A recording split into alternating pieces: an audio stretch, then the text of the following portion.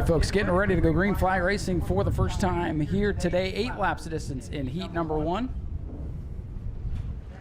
Everybody will qualify for the main event here tonight, but you want to get a good starting position. You want to try to hit the invert, start up near the front. Got about double the cars here, Zach, than we had a week ago. It's good to see a lot of our Bomber guys back with us.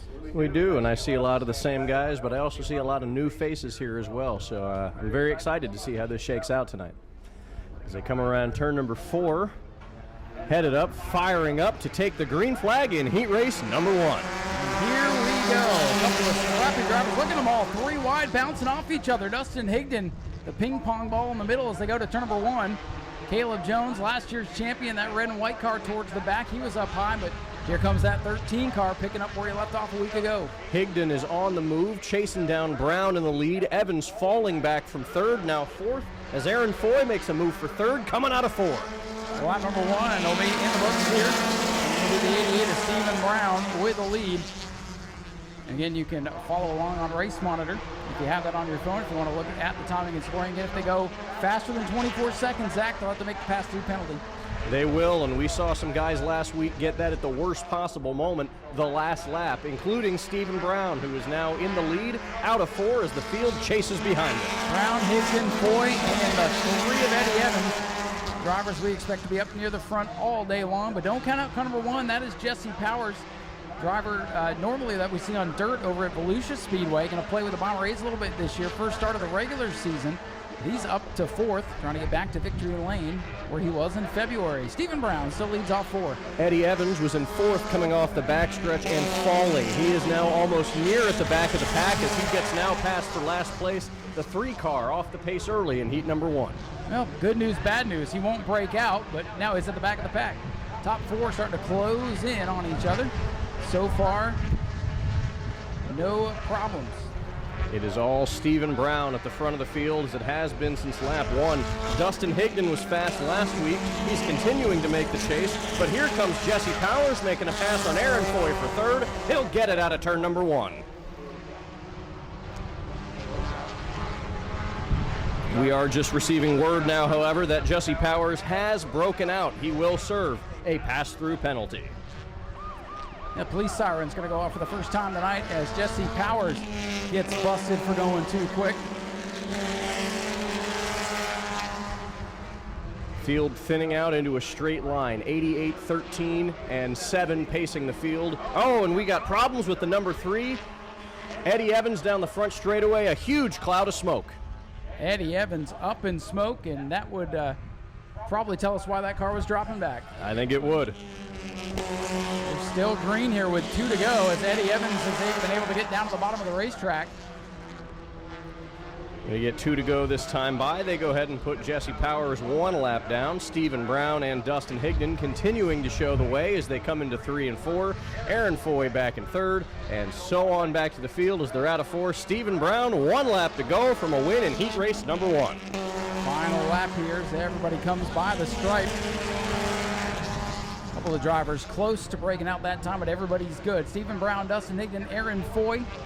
And then Caleb Jones up to 4th. Remember, Jesse Powers got busted for going a little bit too quick there, the 24-second rule.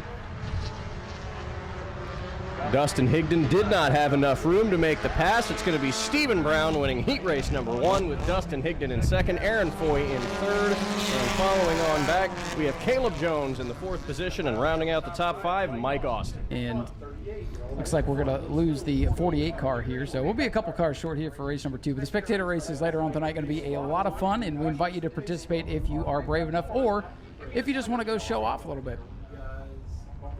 Zach getting ready to go here, heat number 2. Already 2 cars not going to make the call, so going to be a little bit short of the expected started grid. But Bob Say and Larry Masters now set to lead us to the green. Watch that white 47, Stephen Wright. Good to have him back with us. Let's see what he can do. 47 almost immediately takes it 3 wide on the start and jumps the gun on the 2 lead cars. He'll get the lead going into turn 1 almost automatically. And yes, that is a legal start here. Once the green comes out, you can have at it.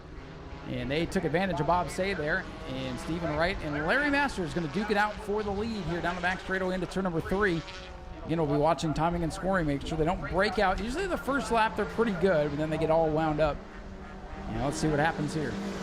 It's going to be Larry Masters at the line, actually barely edging out that 47 of Stephen Wright. Masters now taking a more commanding lead going into turn 1. That short run speed that Wright had in the first lap seems to be falling off quite a bit, but still keeping pace going on the back straightaway. Larry Masters, Stephen Wright down into turn 3, showing the way. And I believe we'll get a good look at it as he comes down the front straightaway. That 38 is for sale, so if you want yourself a nice fast Bomber A to come play with us every weekend, go talk to him after the races. Larry Masters showing the way, but I think he just broke out. Police sirens going off for Larry Masters in car 38. Just ran a 23.914. So a little bit too quick there, Zach. At least now you know if you're buying that car, you know it's fast, because it's fast enough to break out. And now the 47 of Stephen Wright will inherit the lead when the 38 serves his pass-through penalty. We got smoke from the 89 of Bob Say coming into turn 1, but he's able to adjust the car, and everything appears to be all right. Again, 38, Larry Masters broke out last time by. So he'll have to make a pass-through down pit road. He can continue to run, just nice and safe down pit road. I don't know if he's even going to lose the 4th spot here.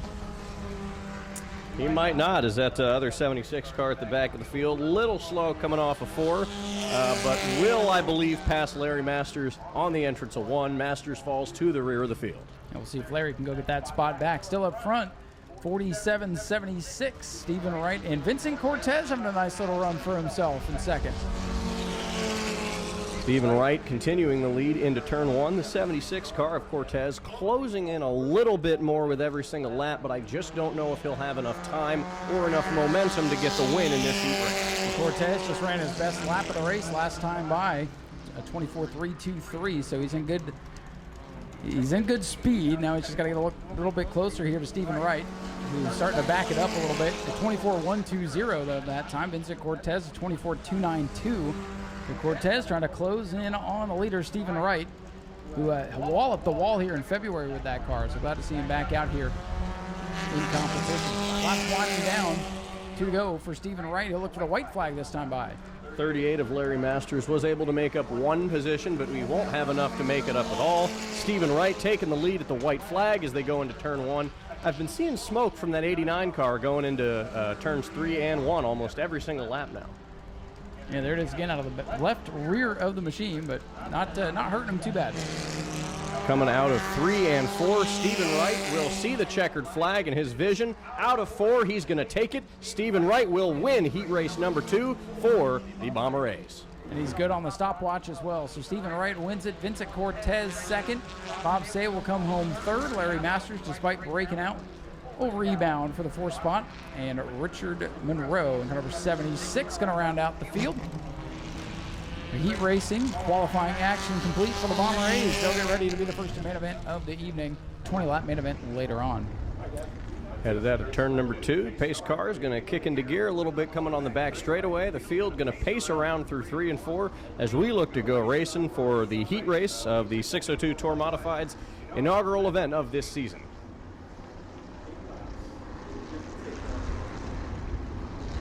Here they go. The Daytona Dodge American Auto pace car ready to pull the safety. And lighting them up off the corner. Shane Hell leads us to the green flag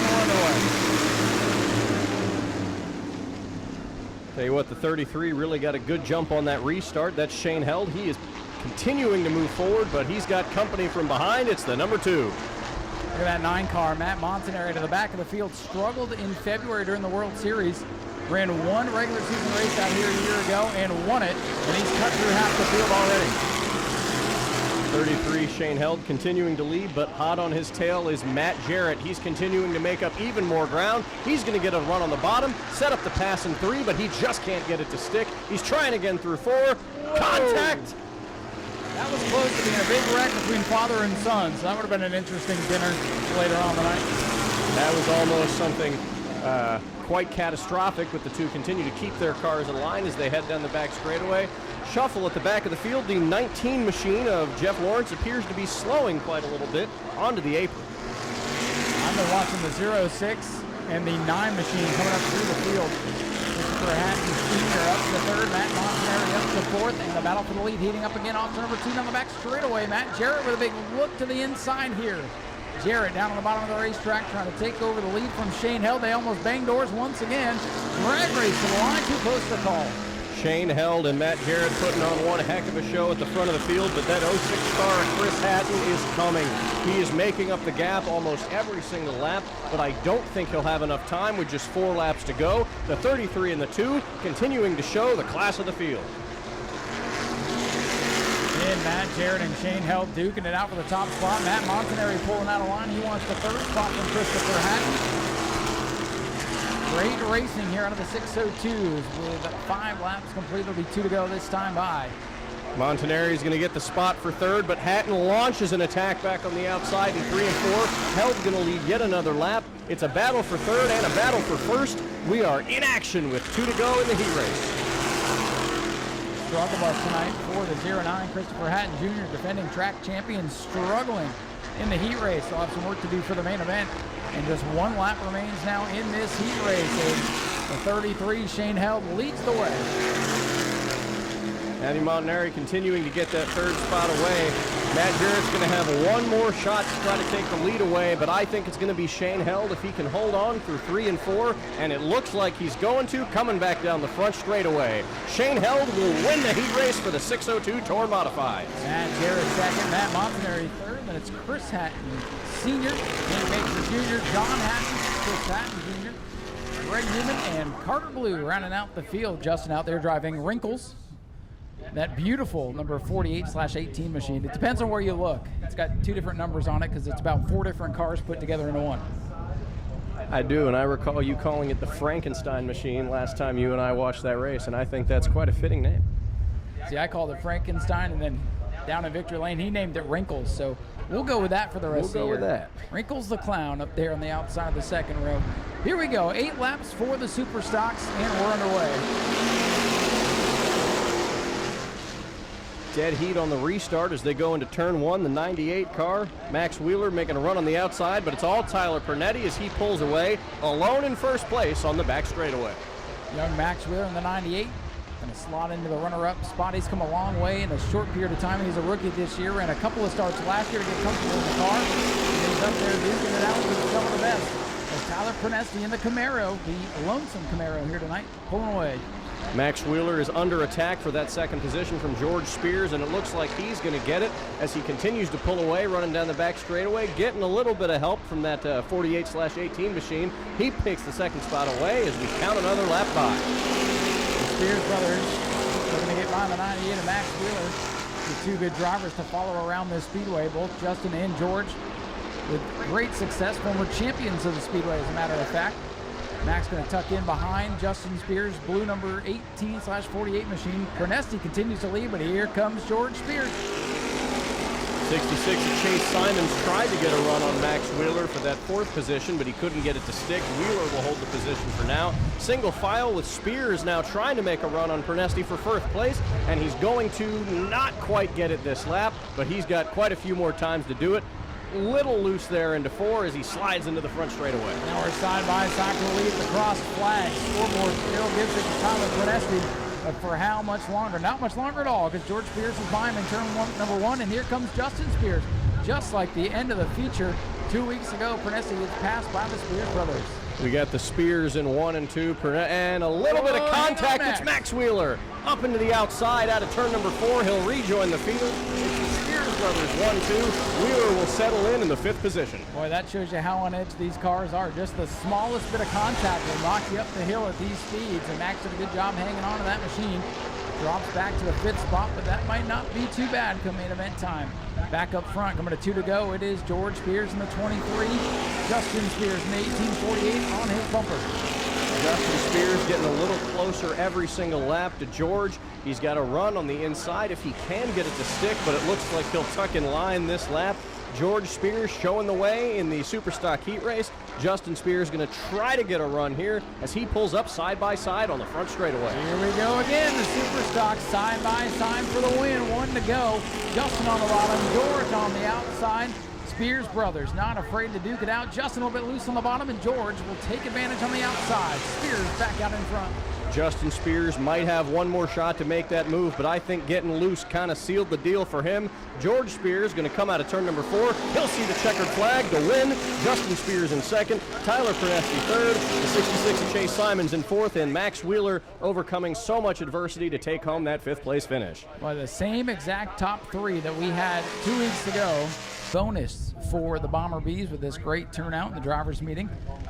Somebody stepped up, from what I understood, and made this a bigger race with all the cars they saw here today. So sometimes it shows, or it pays to show up. And I'm sure we're going to see a lot of drivers racing for that extra cash prize and that extra incentive. One of the biggest fields I've seen here personally at New Smyrna Speedway in my time here. Especially in this class. I mean, this is one of the newer classes brought on just a couple of years ago. We started with one car. One car ran the whole season, started to build a little bit, and it has certainly come to life, especially here tonight. Record 21 cars signed in, and we're getting ready to turn them loose. Heat number 1, 8 laps, bunch of new faces at the front of this field. Let's see how it all plays out. Green flag is out for heat number 1. Thunder down into the first corner. And on the outside, it will be Thomas Pete in the 09 who gets the advantage. A little bumper tag middle of the field, but everybody keeps it pointing in the right direction. Thomas Pete got a huge jump on that restart as he continues down the back straightaway, under fire a little bit from Stephen Wright, the double-duty driver running both Bomber A and Bomber B. But it is, we got a car sideways. That's the 316. That's Stephen Brunner. He keeps it straight. We thunder into turn number 1. Nice save there, because if he had overcorrected, that would have been a big pileup off turn number 4. Front 9 cars all stacked together. You see some of the new cars trying to figure out which lane is best here. As they all scramble mid-pack, top 3 trying to break away, with Thomas Pete still showing the way. And battle for second coming through now is number 2 for Cody Gray.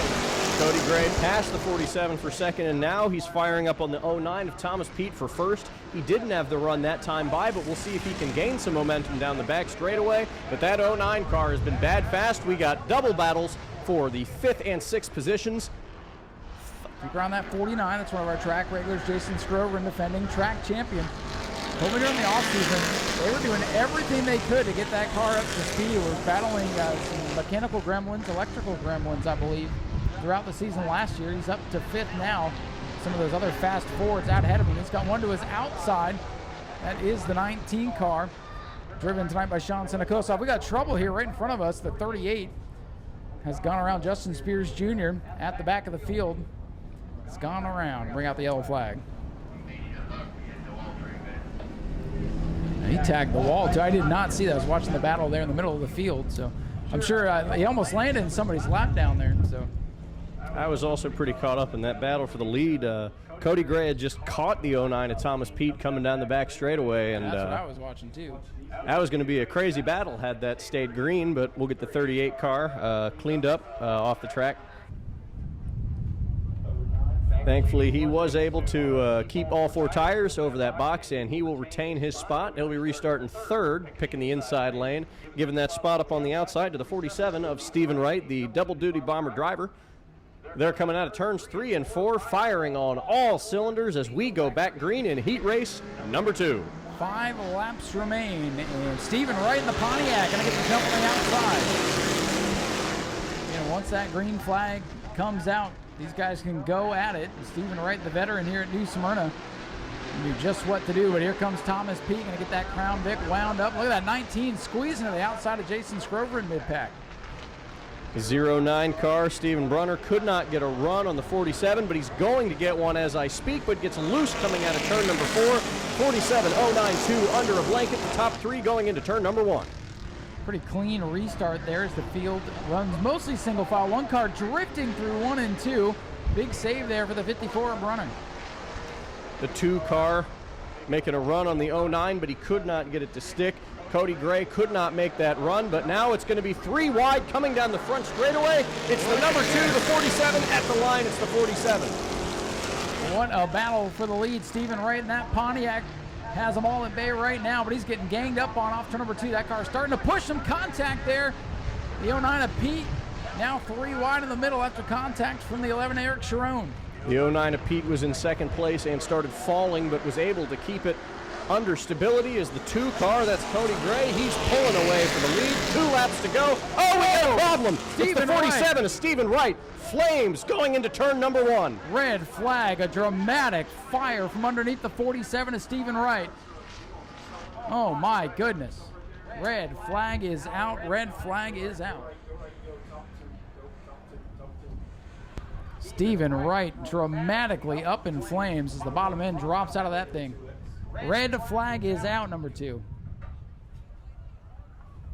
That number 47 car. Good to see Stephen Wright moving around there in the cockpit.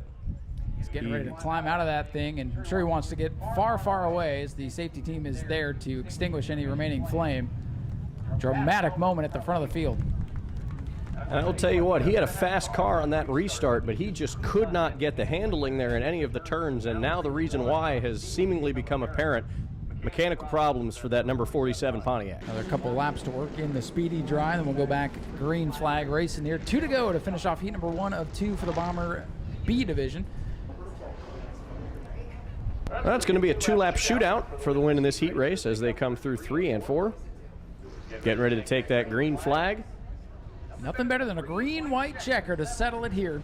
1 mile left, 2 laps around. Cody Gray leading us back to green flag in the 2. How about the 19 machine, Sean Senakosov? The last cars to get here today started at the back of the field and trying to win this one, side by side for the lead. That 19 of Senakosov came all the way from the last position. He is now challenging for the lead. He has it by a quarter panel. As they rush into turn number 3, it's him and Cody Gray at the front of the field. Side by side coming down for the white flag. Tyler gives it to him. Who's going to make it back around first? Cody Gray in the 2. Sean Senakosov in the 19. Senakosov in the 19 was a little bit off pace that lap, but it looks like the 2 of Cody Gray is going to put the block on him. Senakosov is going to have one more attempt here coming into 3 and 4. He picks the high side. He can't get it to stick. The 41 car sliding, the 11, excuse me, but it's not going to be enough. Cody Gray is going to win heat race number 2 for the Bomber B division. Cody Gray wins it over Sean Senakosov. Quick announcement here. Don't forget we race each and every Saturday night throughout the year. Next week, we are back with the Pro Late models. Hoosier Challenge Pro Late Model Twin 50s next weekend, highlighting the main event. Also, don't forget to get your 50-50 raffle tickets. Get in on the raffle that we will give away after the first feature of the night. Zach Pacecar getting ready to pull off, and Ben Say, the black pony, with the field in tow. Pace car is pulling off. It's going to be Say and the 51 machine of Kenny Coleman Jr. leading them side by side to the green flag. Almost 3 wide as someone takes it to the outside. It's the 63 machine of Curtis. Green is in the air. He rockets to the front immediately. Who other than Zach Curtis would find their way from the middle of the field to lead before they get to turn number 1? Zach Curtis in the 63, looking to pick up where he left off a week ago. A couple of cars getting together off 2. They straighten it out. That 63 machine almost ran away with it immediately upon taking the green flag. He's now put a sizable gap between himself and second place. A little bit of a battle here for third as we rocket into turn number 1. Zach Curtis in the 63 by no surprise up at the front of the field. And we got, whoa, the 23's testing out the dirt track line on the top of the Speedway. Might have bounced it off the wall just a little bit, but he collects himself and keeps it going. Curtis showing the way. Almost by 15 car lengths here, headed to the front straightaway. It is the number 3 car of Ben Say, holding off the number 04 car of Lindsey Savage for third, and holding it down back there is Kenny Coleman Jr. in third position, and we got trouble. Lucas Johnson around in front of the field, and they're all going to get by. That had the makings of a big wreck in turn 1, and Johnson able to woe it up, keep it out of the wall, and everybody else able to get through, but sorry to step on you there, Zach, but that car went around in a hurry. They can't change now. They missed their opportunity to move up. So the inside lane, Zach, going to have about 5 extra cars in it for the restart. It is going to be a battle of 8 on the inside against 3. The 24 car has moved up to the outside. He needs to move back to the inside or else he will serve a penalty. We come off at turn number 4 to take the green flag, and that 24 is still in the outside lane. Yep, he's going to learn the hard way here. So we go back green flag racing. Lewis 77, Larry Masters pulling down on the inside, and here comes Lucas Johnson back out just in the nick of time. 63 is Zach Curtis, already pulling away by several car lengths, but there's the 77 of Larry Masters making a run down to make it into the top 5. We got a slow car on the back straightaway. It's the number 23 we got a machine. spinner, the 24 around. Look out. Everybody going to make it by. Let's see if we stay green. He's rolling. He's got clear track. And we're still green. Zach Curtis is still leading. 24 machine, excuse me, tried to make a run there on the restart by illegally moving up to the top lane, but it looks like he'll get a little bit of karma spinning there down to the end of the field. 63 is Zach Curtis, continuing to show the way as another lap ticks on by. Keith Saville off the pace on the back straightaway. He pulls in halfway home for Zach Curtis in the 63. And now Lucas Johnson, the 26, heads pit side, as does the 23 of Tim Nicholas. Oh, Lucas stays out. And Lucas does not look too happy behind the wheel of that car. He does not. The 04 of Lindsey Saman just can't get a good enough run, but I think more than Zachary Curtis is having too good of a run. He's continuing to pull away lap after lap here. 3 to go in the heat race, and the caution flag is waving on the track. Yellow flag is out, and report of debris and or fluid down in turn 3. I believe that's what Lucas was yelling from inside the car there. Almost every other restart, but he saw some in that outside lane that last time by, but he's just got to remember there's still speedy dry up there in turns 1 and 2, so he can't go too high on this racetrack. Zach, I think he could start backwards and still have the lead in turn 1. I don't think you're wrong about that one. Well, let's see what happens, though. 3 laps to go in heat number 2 for the Bomber Bees. Across the stripe, and as you said, that 63 car already getting a jump on the field, pulling down straight ahead in front of that 04 car of Lindsey Simon. The 3 car. Trouble, back of the field, 69 has gone around. Let's see if that'll draw the yellow flag. That's James Leavenworth who's gone around, but he refires. We stay green. Battle for second here off turn 4. Tyler's going to give him the sign for 2 laps to go as they come around this time by. That 63 is Zach Curtis, maintaining his position at the front of the field. A little bit of a battle here for that 3rd spot between the 77 of Larry Masters and the 3 of Ben Say, the 4th spot, excuse me. But it looks like the 3 car will pull away. This time by, the white flag will go in the air. Travis Sukup out of the middle of the field, making his presence felt. Here they come to the white flag. Travis Sukup trying to close in on Zach Curtis. Not sure if they'll have enough time. Black flag for the 24. That 45 car really kind of rode around mid-pack all day, but Travis Sukup is turning the jets on here on this last lap, but it will not be enough, I don't think, to catch Zach Curtis, the ace of the Bomber B division. He'll come through turns 3 and 4 and see the checkered flag on his way to the front stretch. Zach Curtis will win the second heat race of the Bomber B division. Travis Sukup, Lindsey, Sammy, and Ben Say, and Larry Masters will round out the top 5. And boy, I like what I see out of the 45, Travis Sukup. He could be a player come feature time. And here comes 69 to be the last car to finish here. But hey, at least he's going to finish. He will indeed. If you weren't here for the opener, George Gorham Jr. and Anthony Lassard, door-to-door, bumper-to-bumper for much of the race, had words after everything's settled. George might be the favorite tonight. The 41, Jeffrey White, he might have something to say about it. Let's see how it all plays out here. Good to have Maria Martins back in the field. Was not able to be here on opening night. She's our defending track champion. We'll see what she can do from the outside pole with rookie Nick Provost down on the inside. Daytona Dodge American Auto pace car is off. And we are underway. Heat number 1 for the Ashley Holmes Jack truck. 3 wide already as Nolan Mesa tries to jump out of line. The 28 of Nolan Mesa tried to shoot it 3 wide, but the 23 machine backed off, and now Mesa sliding up. The 23 is loose. Nolan Mesa to the lead, and Nick Provost falling back fast. Gorham up to 3rd. Jeffrey White, 41 truck, able to use that inside lane as things checked up off turn number 2. It really funneled off that corner, and thankfully everybody gave each other just enough room to get through. Mesa leads, but he's got a tailgate full of Jeffrey White, 41.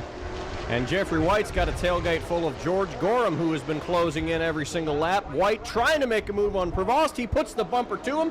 They're nose to tail through 4. Jeffrey White knocking on the door for the race lead. He was all over Nolan Mesa that time. Mesa trying to stay out in front. White going to shift gears, go to the outside, and they'll open the door for George Gorham. The M5 on the bottom as White gets loose. White got loose going onto the back straightaway. That gave enough time for Gorham to make a run on the inside, but the 41 just has enough to make it stick. Gorham will complete the pass down the front straightaway. He's up to 2nd, and in the lead still is that 28 of Nolan Mesa. Close quarters action for the second spot. Gorham on the bottom of the M5, White on the outside. 3 cars under a blanket for the race lead down the backstretch. Nolan Mesa doing a good job to hold both lanes at bay right now. George Gorham has been running hard, and he's now on the bottom lane, trying to take that lead away from Nolan Mesa. He won't get it this time by, but he's got a strong run coming into turn 1 and help from the 41. George Gorham on the bottom, not quite clear of Nolan Mesa just yet. Mesa going to power back on the outside lane, and Gorham going to get clear in turn 3. George Gorham Jr. out in front as they come to lap number 5. Jeffrey White had a bit of a run there to the inside on the 28 machine, but he just couldn't make it stick. He's going to try it again, but Gorham slowly distancing himself from these second and third place cars as he is pulling away. Good battle up front. You can see, oh, the 41 gets into the 28. I was just going to say, these 3 trucks going to be a factor in the main event. And the bumper tag there, Nolan Mesa going to look to get back at him here. They battle for second. Mesa back down on the inside of the 41 of Jeffrey White as George Gorham pulls away. You know, one thing George Gorham loves to see is these 2 guys going at it because they are using each other up while he is pulling away. He'll get the sign to come to 2 laps to go as he leads strong with the 41 and 28 in tow, fighting for second. 1 lap to go. Action-packed heat race number 1 for the Ashley Holmes Jacks trucks. A battle for second still up for grabs. Gorham loves his view of it as they're way back in his rearview mirror. George Gorham will come through the final set of corners and look for the checkered flag. George Gorham Jr. will win it, rubbing doors to the line for second. I think Nolan Mesa by a nose over Jeffrey White. As the 28 and 41 almost side by side at the line. We'll wait for timing and scoring to give us the read on who finished there in second and third place. But one thing's for sure, and that's that Nick Prevost in the 23 finished in 4th. Take a deep breath, give the scorers time to get the lineups posted. We'll draw our invert, and we'll get ready for the features here in just a little while. We will, and if these heat races are any indication of anything, these features are going to be absolutely action-packed. That truck race, that battle for the lead, and later the battle for second was absolutely incredible, and I cannot wait to see more of it later on this evening. You know, we mentioned Chastain having some help from the Gorham crew. George Gorham's actually walked down to the fence line over there in turns 3 and 4 to watch the 31. We got an interesting looking start here. A little lazy green. Very interesting, but the 88 of Wilson Martins Jr. will get the lead. Under attack from the 05 of Grayson Greaves as they head into turn number 1. The 58 machine, Gage Spears, a little bit loose as they pull onto the back straightaway.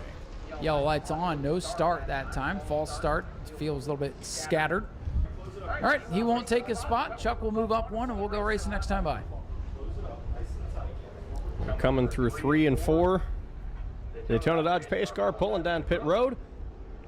Through 3 and 4, 7 trucks firing on all cylinders. Green flag is in the air for lap 1 of heat race number 2. Who's going to get the jump in turn number 1? Wilson Martins Jr. out ahead of the flock as they file into the corner. Side by side for second, 3 wide on the back straightaway with Grunovitz getting drop kicked to the outside lane.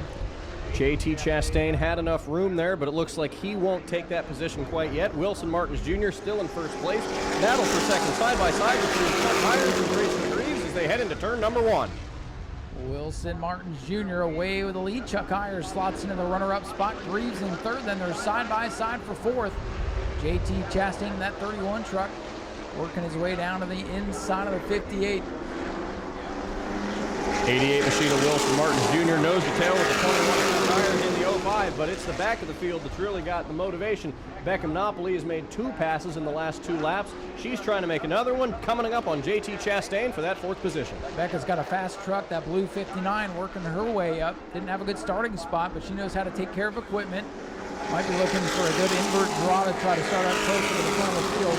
It is still Wilson Martins Jr. goes up high in turn number 1. He's going to be able to hang on to the race lead down the back straightaway. That nearly opened the door for Chuck Myers, but Martins was able to recover. Becca Monopoly closing in every lap on JT Chastain. It seems like almost got to the bumper that time by, but still lapped as they come around at the halfway point. 4 laps remaining. Wilson Martins Jr.'s got company for the race lead. Chuck Myers in the 21 truck puts his nose to the inside. Can't make it stick off 2. Chuck Myers is going to have another run here coming into turn number 3. He gets to the bottom. He lightly touches the back quarter panel of the 88, but it's all Wilson Martins Jr. still. He closes the door as they head into turn 1 from the front stretch. Bottom lane open again for Chuck in the 21. Looks a little bit too loose down the inside of the racetrack to make that work. Wilson Martin Jr. hangs on the lead. Got a little action there back there in the 6th position between Gage Spears and the 58 and the 44, but it's all Wilson Martins Jr. Chuck Hires needs another couple laps to make another run. I think he might be able to make it as they come into turn 1. He's closing the gap once again. 21's got good straight line speed, not quite handling through the corners like he needs it to be. He's going to have 1.5 laps try to make something happen. Here's the white's going to fly this time by. Wilson Martins, Chuck Hires come down, final lap of heat race action. Chuck Hires has had an incredibly fast truck. He's been gaining on Martins Jr. He pulls up to the rear quarter panel, but he gets the door shut on him by Wilson Martins Jr. As they head down the back straightaway, he'll get one more shot in 3 and 4. Oh, Chuck gets right to his tailgate there, trying to loosen him up. Not going to happen. Wilson Martins Jr. in the 88 will see the checkered flag. Chuck Hires second, Grayson Greaves third, JT Chastain fourth. Beckham Monopoly will round out the top 5. And Spears and Grenovich to wrap up qualifying action here this evening. Once again, to any of our young race fans that have their bicycles, you guys can start making your way down to Victory Lane. A lot of people to get down on the racetrack here. So we'll be down in just a moment to get that organized. Plus, we're going to have the bicycle giveaways here in just a couple minutes as well. So we'll allow a couple of lucky fans. All right, Hudson has won our boys bicycle, and if you all the way from Indiana. All right, hey, if you ride that home, you'll get home in just a couple hours. All right, Avery has won the girls bicycle. Congratulations to Avery, and again, thanks to Bob Mason for donating those. We have Jarrett versus Blake, and then my daughter and I are going to take on Eddie Jr. and have a little bit of fun with that. All right, are you guys ready? Ready? All right, I'm going to count you down. When I get to 1, you can go. I'm going to count down from 3. Here we go. 3, 2, 1, 2 laps, race. Cheer them on if you can. Let them hear it. All right, Jarrett's got the lead. Blake trying to close in. 2 laps, 2 laps, 2 laps. Do 2 laps.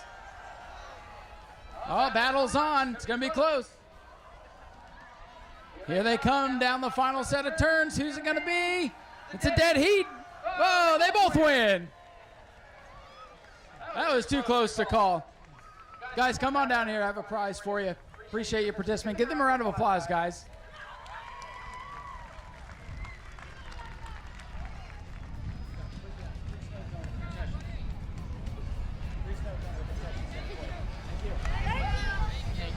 Me and my daughter, we're going to take on Eddie Jr. here. My daughter hadn't learned to pedal yet, so I'll provide the pedaling. Eddie, you got to give us a head start. All right, so we're going to go 2 laps, Eddie. See if you can lap us. I'm going to count it down. Ready? Here, Chuck, announce. I was going to push her. All right, Eddie and Peyton, are you guys ready? Help them count them down, guys. The youngest is one, what is she, 3? 3 years old. From 3, 2, 1, go!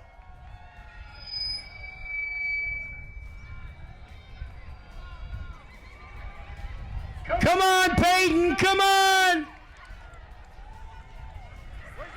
You got it, get it, get it, get it! He broke out! Oh, yeah. Oh, man. Eddie Evans is over here saying his kid, or that Peyton broke out. He's gaining on it. He's gaining. Yay, Peyton! You guys got to love Peyton. She's out here every Saturday night. Her dad is the announcer. This little girl has been here since before she was here.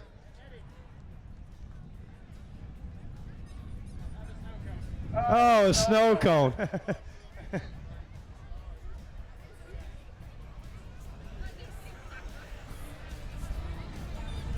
Oh, I didn't get no snow cone.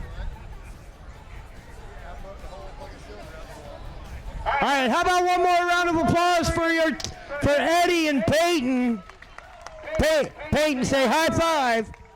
You did better than Uncle Chuck. Uncle Chuck's doing terrible tonight, but at least you didn't crash. Thank you, Chuck. I will catch my breath here. That's the furthest I've run in quite some time. Max Wheeler is our driver of the week. Ladies and gentlemen, please give him a big round of applause. Max is down here in this gray number 98. Max, you are a rookie on the Super Stock division here this year. So far, how's it going? I feel like it's been amazing. It's definitely a learning curve from quarter midgets in the middle. I feel like we could do better, but right now where I am, I'm very happy with it. So, Max, you brought up the quarter midgets, and the reason I wanted to make you driver of the week on this family fun night, you've given back so much to that club. After you've graduated, moved up to the big cars, you still spend your Saturday nights or Friday nights, whatever it is we race over there, up on the flag stand. How much fun are you having doing that? I feel like it's an amazing experience, like going up there with all the kids, helping them, teaching them how to do everything. It's an amazing experience. And you know, that's why we wanted to make you driver of the week. We like to see when people give back to the racing community. You know, we've seen a lot of people come and go from quarter midgets, yet you're still there. Your sister's still racing. How fun is it to see her out there getting wins? It's amazing. I'm so proud of her. She won both of her races last night, and I can never be so proud as I am. But it's amazing. So starting out with the super stock here, what is the career path for you? What would you eventually like to do? I would eventually like to go into E-modifieds. That's one of my big things, since my grandpa and my dad, they both used to race modifieds, but that's one of my main goals. So how different is this big old stock car compared to your quarter midgets? From going to 340 pounds to 3,200, it's a big jump. I feel like you can rub a lot more in these than quarter midgets can, but turning them around the corners, it's a lot more than turning a 340-pound quarter midget. It's a little bit different. You go around here in 20 seconds versus 6, isn't it? Yeah, 6 seconds, it's just like that. But doing 20, you're going around here for a while, but everything slows down, so it's crazy. Well, Max, we appreciate everything you do at the Quarter Midget Club. We appreciate you coming out here to race with us. Want to wish you the best of luck tonight and give you the chance. Got a lot of people down here with you. Who would you like to thank for all the efforts it takes to get these cars to go? I'd like to thank my 2 sponsors, Find a Way Quality In-Home Care and Wheelway Trailer Sales. I'd also like to give a big thanks to my poppy. Even if I'm not down at the race shop working on my car, he's down there every single day putting his hard working time in. Ladies and gentlemen, let's have a big round of applause, if you will, for our driver of the week, Mr. Max Wheeler. We'll see him in the super stock later on the night. Folks, from the Hart family and the management and staff at Nau Smyrna Speedway, thank you for us coming up to 60 years of stock car racing. Folks, if you would, while they're out of their cars, if you'd give these drivers a big hand, because they are the show.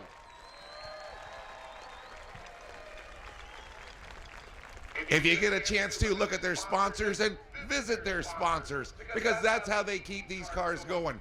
They don't make a lot of money racing these cars. It's from people like you that help them out. Again, thank you so much for being here tonight. We're looking forward to another 60 years here in beautiful New Smyrna Beach, Florida.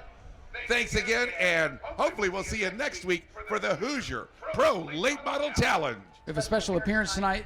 They'll be playing our national anthem. Let's have a big round of applause for the New Smyrna Beach High School. Come on, let them hear it nice and loud. A lot of people here today.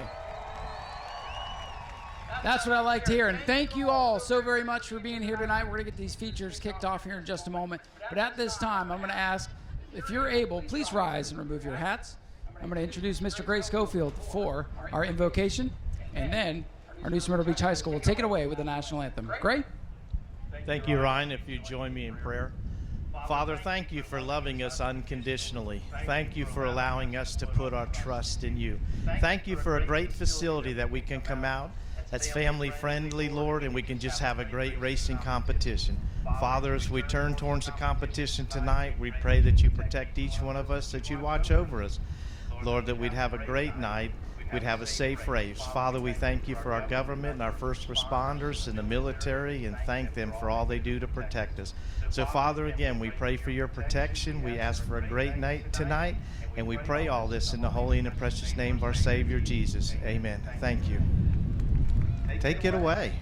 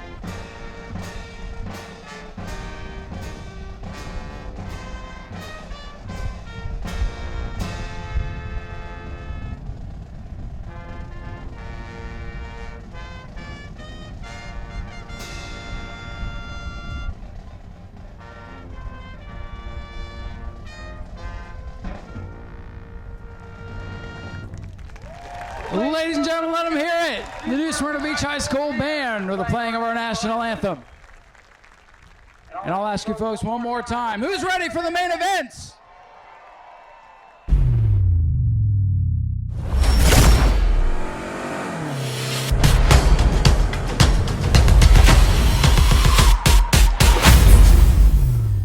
Lights are down on the Daytona Dodge American Auto Pace car. Ready to go for the first feature of tonight. Don't forget, next weekend we're back at it with the Hoosier Challenge Pro Late Model Series. They're going to go twin 50s next week, plus super stocks. The Bomber A's are back. And we are just about set for action. Field stacking up in turn 3. EJ Wilcoxon brings the American Auto Daytona Dodge Pace car to pit road. And we are underway. Double greens out. Main events underway here at New Smyrna.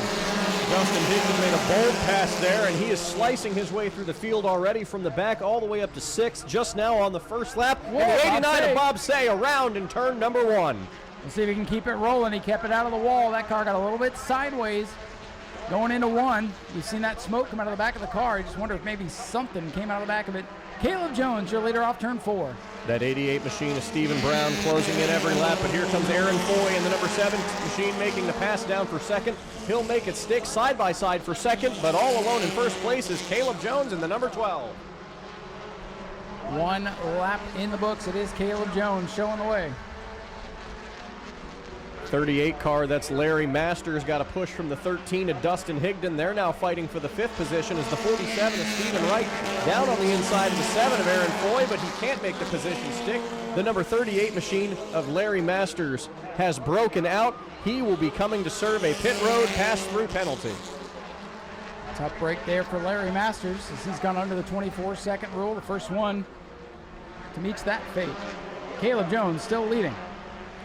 We also have news that the number 14 machine of Brandon Monroe has also broken out. He will also serve a pit road penalty, but now Stephen Wright in 3rd place, pushing Stephen Brown in 2nd place as he is trying to make a move on Caleb Jones for the lead. Coming into turn 3, Jones still has an advantage, but Wright moving to the bottom of Brown, trying to take 2nd away. Top 4 nose to tail, and here comes Dustin Higdon in that 13 out of the back of the field.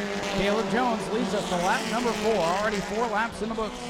The 88 machine, that's Stephen Brown, seems to get closer to the 12F every single lap, but Aaron Foy has been right on his back bumper, and he's been conflicted between challenging for 1st and defending that 2nd spot. Here comes Wright again, trying to make a move, as Brown tries to move up on the number 12 for the lead. Top 4 cars under a blanket down the front straightaway. Almost in contact here. The 88 and 47 duke it out for the runner-up spot behind last year's champion, Stephen Wright. In the 47, on the inside of the 88, we got 1 breaking out. Police sirens are out again for Jesse Powers in the 1 as he's broken out. Boy, seems like a lot of drivers breaking out early and breaking out often, as now Stephen Wright has taken the 2nd position away from Stephen Brown. He's trying to make the inside move on the lead, but Caleb Jones still continues to pace the field. Here comes the 47 on the inside, but the 12 will shut the door. Boy, Dustin Higdon last time by ran a 24.086 as he tries to close in on the top runners. He's right there on the edge of 24 seconds. Dustin Higdon trying to make a move on the number 7 machine. That's Aaron Foy. But now a challenge for the lead. The 88 of Brown on the outside, the 47 of Wright on the inside. Oh, no. Police sirens out for the 88 Stephen Brown, a 23.999. 1/1000th of a second too fast for the 88. He'll have to serve a pass through, and they're in traffic in 3 and 4. And that could cost him the race right there. He's been closing in on the 12 almost every single lap. His hopes now all but dashed. He will drop to the tail end of the field, and just an unfortunately timed and barely broken out penalty there for the 88 of Stephen Brown. As close as you can get. 1/1000th better, he would have been fine. You can run 24, you just can't go 23. Battle for the lead in turn 3. It's the 47 Stephen Wright. Brown will make his pass through this time by. New leader off the corner as they back down the pace just a little bit. Stephen Wright not done yet with Caleb Jones. He moves back up to the outside as they go through turn number 1. The 47 has the advantage. He'll pull up in front. He'll close the door. Stephen Wright retains his lead down the back straightaway. Here comes Caleb Jones, though. That red and white car not going away. Last year's champion running part-time here in 2025. Into that 2nd spot. A couple of cars battling side by side in front of the leaders as they come to the line, checking the times. They have backed it way down here, Zach, a 24.46 for Stephen Wright that time by. You have to imagine if some of these drivers are worried about breaking out. We saw it happen with the 88 as it's seemingly picking them off one by one, but here comes that lead pack of 4 coming up on some slow cars, and Dustin Higdon making a move for 3rd position. At 47, Stephen Wright starting to open up a bit of a lead despite the breakout rule. He woes up though at the line, and everybody's good.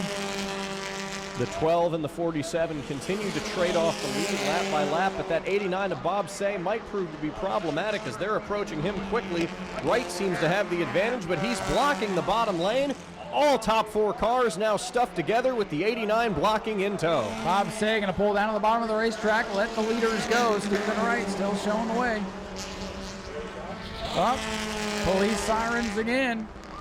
Jesse Powers this time has broken out with a 1 car, just too faster tonight. Winner in February, but a little bit too quick tonight. One more time, that'll be the end of his night.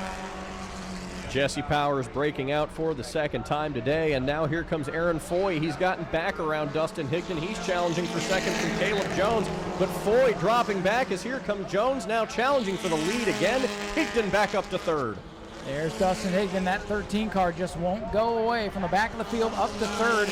Aaron Foy, he backed way down coming to the line last time, and that's allowed the 13 to get the lead. You see the top 4 still under a blanket coming out of corner number 4. The 47, Stephen Wright, the white Ford at the line, continues to show the way. 24.349 for the leader that time. Higdon, fastest car on track. Boy, Dustin Higdon challenging his inner Cole Trickle in Days of Thunder, and not just by that paint scheme. He is driven from the back of the field all the way up to the front and continues to claw away at that lead.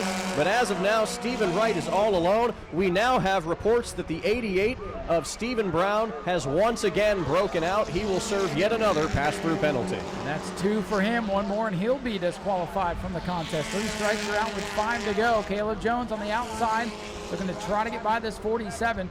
They'll make up some time here on the back straightaway on each other, and then you see them roll up to the start-finish line because they don't want to break out. And this is when the pressure's on, Zach, and under 5 laps to go. This is exactly when the pressure cooker starts heating up more and more. Aaron Foy keeps running that low line. He just can't get it to stick, and here comes the 12F of Caleb Jones, again around the outside, side by side for the lead, as we've seen so many times now, headed to the back straightaway, right on top once again. 47, Stephen Wright showing the way. The 12 of Caleb Jones in 2nd. Dustin Higdon still hanging with these guys. Aaron Foy in the yellow number 7 right in the mix as well. The line this time at 24.194 for Stephen Wright. They are closing in on these guys with 3 to go. If Dustin Higdon can find enough air to get him up to the front of the field, but as of now, it's the 12 and the 47 blocking the way side by side as they have been for much of the race. The 47 continues to have the advantage. Stephen Wright comes back around, and they'll get 4 laps to go this next time by. Or 2 laps to go, excuse me. Closing in on the finish of this one, Stephen Wright caught traffic there going into 1.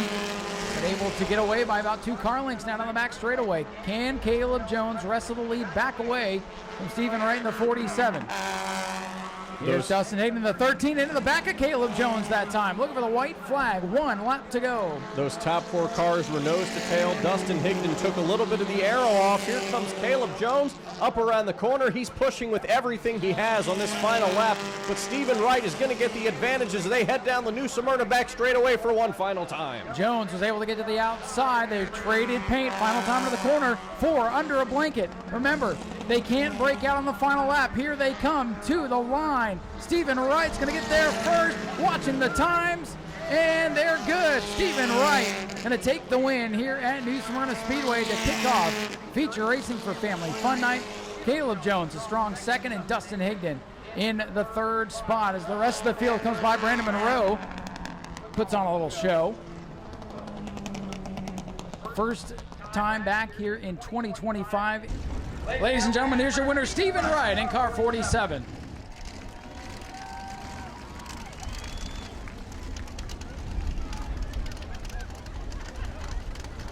All right, we're gonna head down and chat with our winners. Also draw our 50-50 if you want to get that out. 387, I believe is what you told me. A lot of money to give away here in just a minute, but let's go hear from our winner, Stephen Wright in the 47 machine. He and Caleb Jones talking about that last lap there. It says on the side of the car here, YouTube certified mechanic. That's what we like to hear. That's what the Bomber division is all about. Perfect for this type of racing. Steven, good to see you back out here. Congratulations on the big win in front of this big crowd on Family Fun Night. It has definitely been a while since I've been out here. It feels great to win again. Does this make up for the pressure cooker in the heat race? First, I hope you're doing all right. There was a joke down in the pit office, heat race. There was a lot of heat. I would say so, but hey, at least you're going to get something out of it tonight, and it's got to feel good after February when you bounce it off the wall, then the heat race having problems, so enjoy this one. Yeah, we've been having a lot of problems lately with the other car, this car, and speed weeks and all that, but glad to see we got her back together, and she's still fast as ever. Super fast, and if it wasn't for that breakout rule, I think you could have gone 23 seconds. Oh, absolutely. Easily. Better than that, probably, right? Yeah. Steven, do you have anybody you'd like to thank here tonight? Friends, family, fans in the stands. Ladies and gentlemen, let's hear it for Steven Wright, your race winner. And Steven, if you do me one favor, reach in and grab our winning 50-50 raffle ticket. I'll read that off before we run over and talk to second place. Steven Wright can enjoy the thrills of victory here after what's been a wild night so far. Winning 50-50 ticket, 199050. That's you. We'll meet you at the flag stand here in a minute. 199050 on the 50-50. Let's go talk to Caleb Jones, our runner-up. Caleb, good to see you back out here, defending track champion, and you and Steven wheel to wheel on the final lap, but runner-up for you tonight. Yeah, I got to thank my Lord and Savior, Jesus Christ, for everything he's done for me. You know, it's awesome to be out here in front of all these fans. Something going on with the car. I don't know what, but we were turning 24 fours wide open, so I got to look and see what's going on with that. But great racing with Steven, great racing with Dustin. It's always a blast to come out here. See, I think you had it set up to not break out. That was the problem, right? Yeah, I guess so. You know, they say you should always pay attention. When we came to the checker, I thought we were coming to one to go, so I shot under Steven trying to get a run on him, and then I heard them say the race was over, so I guess you got to pay attention. But thank my dad, my Uncle Dale, my wife, she's here, my mom, my dad, my sister, her husband, everybody that comes out and supports me, and to the track, thank y'all. Caleb, congratulations on a great run. Caleb Jones brings it home a runner-up here tonight. We'll go talk to the man who was in victory lane last week, but back up on the podium in third. They made you start out back as the most recent winner, and were able to get it up to third. It seems like once you caught the front guys, everybody running the same speed, tough to pass. Yeah, once you win the week before and you got to go to the back, you got to get to the front as fast as you can. I got to thank Joe for letting me wheel his car, the whole Bomber A-Class for putting on a show. I mean, I still hope they get rid of this rule and let us run, so. How do you think you're going to have to lobby to get rid of that rule? What's it going to take? I don't know. We might have to make Rusty retire or something, but get rid of that rule and we'll put on a show. Dustin, appreciate you being a good sport as always. Congratulations on a good run tonight. Thank you. I appreciate it. Ladies and gentlemen, Dustin Higdon brings it home with a third place run, and let's see if we have our 50-50 winner again. That winning ticket.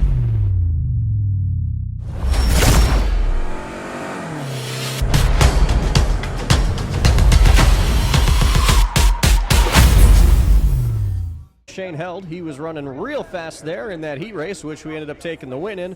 But watch out for the 2-car of Matt Jarrett. He nearly won that first heat race. He only barely lost. If there was one more lap, I think he'd have gotten around the 33. EJ in the pace car, Daytona Dodge pace car, pulling through turns 3 and 4 as we have a full field of 10 cars getting ready to go in the feature event for these Tour Modifieds. And here they come, getting ready for the green flag. 602 Modifieds underway. Hank Baker Jr. in car number 2, he gets the jump going down into the corner. We have our winning 50-50 going down to meet Cecily, so that has been claimed. As Hank Baker Jr. got a horde chasing him into turn 3, but he's got the lead here off corner number 4. Baker Jr. blocking both lanes with that 06 and the number 9 car out of those final 2 corners. As they head into turn 1, he is getting attacked by the 9 of Matthew Montanari. He is now settled back in 3rd place, but the top 3 fast cars all nose to tail going into 3 and 4. For the lead, the 06, Christopher Hatton Sr. takes the lead and goes all the way to the wall off turn number 4. At the line, wheel to wheel, will contact and battle for the lead in 1. Here comes the 9 of Matt Montanari for the race lead. Bumper cars in turn 1. Matthew Montanari back up to the lead, the 06, the 9, and the 2. Side by side, contact all through the front straightaway. They've thinned out in the line. Shane Held now up to 3rd place, but here comes the 06 of Chris Hatton. He's not going to let that position slip easily. Montanari will lead yet another lap. Boy, you couldn't tell that these guys race for trophies. They are going at it like they're racing for $1 million right now. Matt Montanari, Hank Baker Jr., Shane Held the top three. Chris Hatton slipped from first all the way back to fourth, and now under assault from Matt Jarrett. He's making the pass for fourth place. Shane Held and him got into it during the heat races, and now it looks like they're about to battle for third if he can get around Hatton. Matt Montanari in the 9. We talked about him in the heat race. We thought maybe he'd be a big player in this main event, and here he is showing the way with 5 laps complete. The action has been hot and heavy so far. Matt Montanari out ahead by a little ways right now as Shane Held gets loose in 1 and 2. Held gets loose with Jarrett behind him. He's now coming up around him, taking advantage. Matt Jarrett trying to make a pass on Shane Held for third. He's going to get some help from the 06 of Chris Hatton behind him. Matt Jarrett up to third place on Shane Held. Hank Baker Jr. in car number 2 looking for his first career New Smyrna Speedway win. He's been close. He's got to reel in that fast number 9 of Matt Montanari for the win if he's going to get it tonight. Coming to lap number 7, Montanari, Baker, and now up into the 3rd position, Matt Jarrett in car 2. Boy, we're used to seeing the number 9 car lead here at New Smyrna with Brad May behind the wheel, but tonight it is all Matthew Montanari. He leads the 602 Tour Modifieds 5 car lengths ahead of the 2nd place car into 3 and 4. Hank Baker Jr. slowly closing in on the leader. He would love to see a caution. Almost got one off turn 4. Shane Held in the 33 big time sideways as Chris Hatton Sr. goes around the outside. That 33 car seems to be getting more and more loose every single lap, as now there's a big disconnect between those front 5 and the back 5. Chris Hatton not going to let third slip away easily, but he may have used his car up too early as Jarrett continues to pull away. Closing in on the halfway point. It'll be 10 down, 10 to go next time by for Palmer 9. Matt Montanari. I like what you said there, Zach, picking up where Brad May left off a week ago in that number 9 machine. Comes around to lead us to the cross flag. 10 to go for the 602. Matthew Montanari, he had one of the fastest cars in those heat races, finished third in his, now leading the field ahead of Hank Baker Jr. That battle for third has now subsided. Car is getting strung out around the track. Little over halfway past. We're halfway home. 9 laps to go, this time by. Good battles all throughout the pack. And Jeffrey Lawrence picks up a spot on Carter Blue. Number 9, though, Matt Montanari still out ahead. Hank Baker Jr. was slowly reeling him in. Now the 9 is starting to pull away a little bit with 12 laps complete. Hank Baker Jr. sitting in the Whoa! Trouble back straightaway. The 39 down into the grass on the backstretch. Sorry there, Zach. Greg Newman all out of shape, but gathers it back up. We stay green. He'll keep his car out on the track, not ducking down pit road. But now with the slow, the leaders have caught him due to that incident on the back straightaway. Should be interesting. We'll see if Baker uses that to his advantage to make a move on the lead.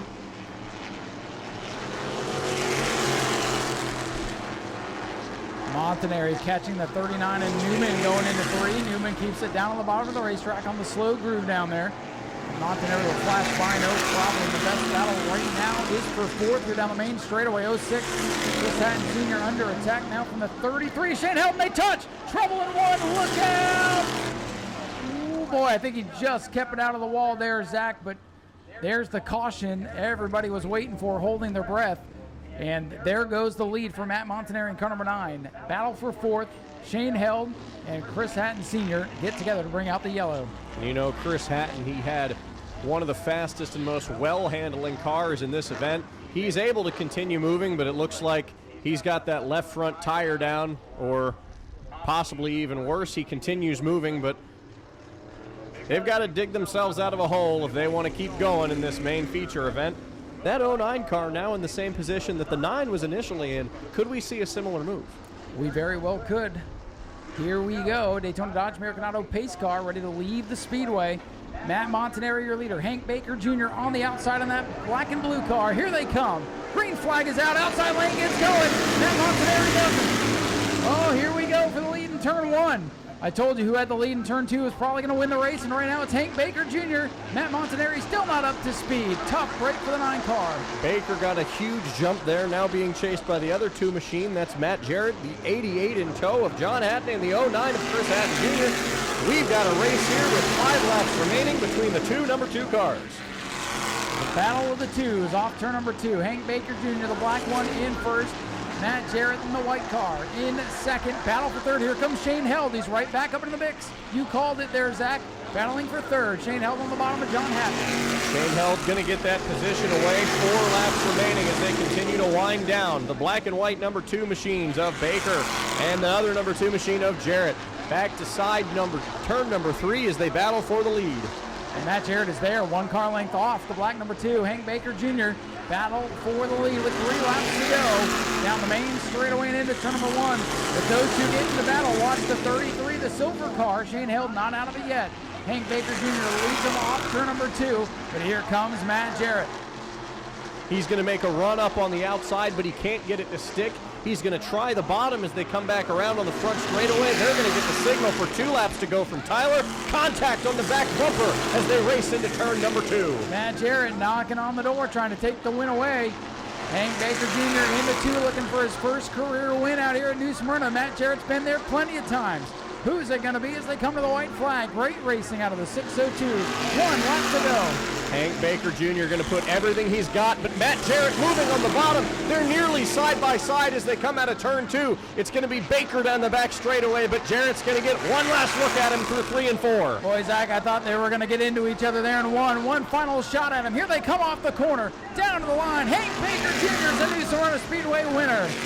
Matt Jarrett second, Shane Held third, John Hatton, Chris Hatton Sr., and the rest of the field. What a race, Zach. What an absolutely insane turn of events there as the number 2 of Hank Baker Jr., a winner at New Smyrna Speedway tonight for the first time. Let's have a huge ovation. First time winner, Hank Baker Jr. Nothing beats a first time winner here at New Smyrna, especially when it comes down to the wire like that. We'll get Hank over here and grab a word. Well, Hank, things finally break your way. You've been so close so many times, and everything that could happen has happened to you. But you still had to earn this one tonight. Congratulations. You are a winner here at New Smyrna. Thank you. Yeah, I thought we were going to have to change the car to number 1 because every time we finished, we got in second. But, man, I can't thank my dad and my grandpa enough.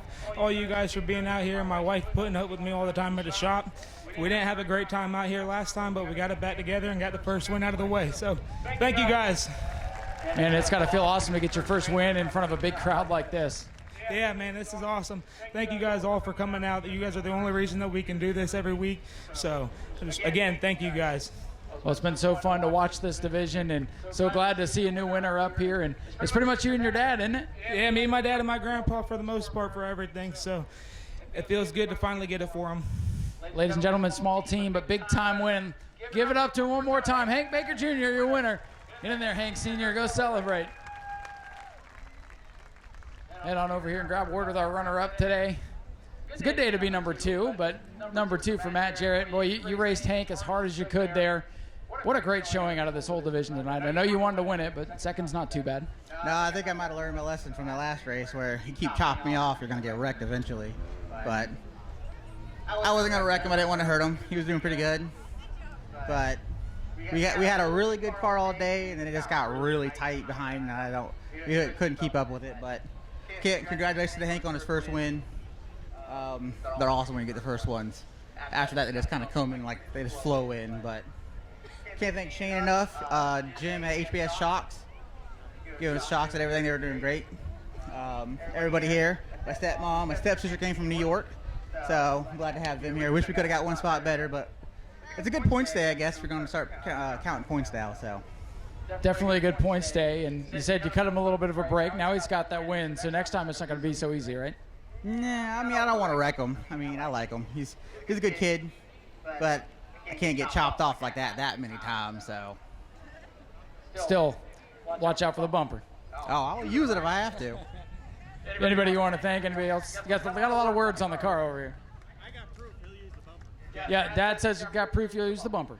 Oh, yeah, I'm not afraid to. My bumper has pretty good bumps on it, so if you have some green paint on your bumper, then you probably know it's for me.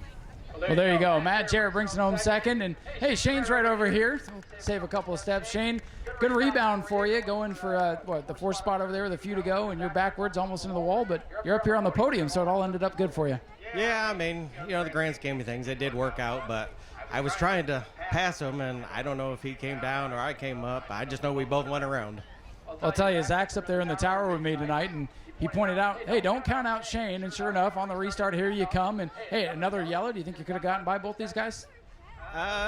Possibly, because I was starting to gain on him, but I just couldn't catch him fast enough. Well, Shane, thanks for being out here tonight. Congratulations on a good run. Thank you. Appreciate it. Ladies and gentlemen, Shane Held brings it home in the third spot. We'll let them celebrate down here. We'll get ready for spectator racing. You guys want to see some spectator racing? Spectator racers, begin to stage. We'll let Victory Lane wrap up. Looks like we got a bunch of them.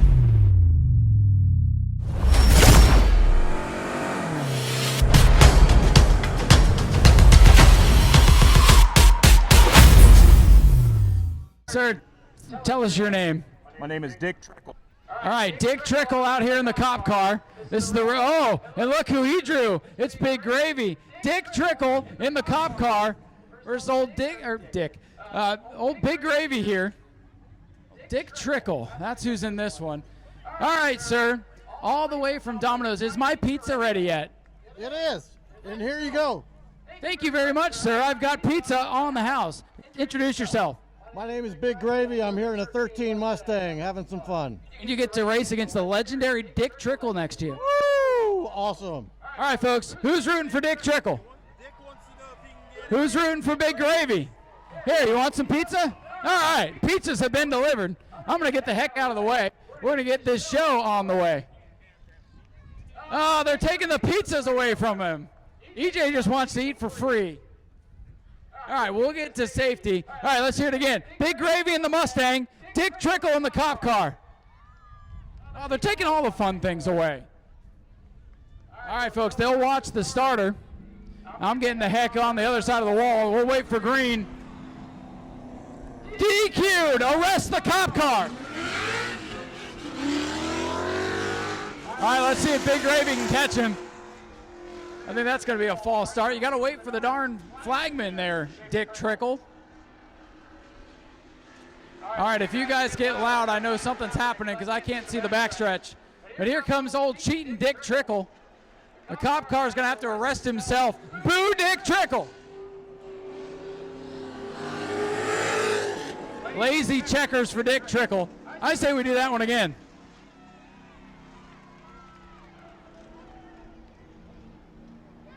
And just got word, Bucked Up Apparel doing $100 on top of the money we've already collected. So we got DeBerry, Paint and Body putting up $100, which we just got. The Tracks putting up $100, and Bucked Up putting up $100. We got $300 to the winner tonight, and that was a way to start, I guess is all I can say.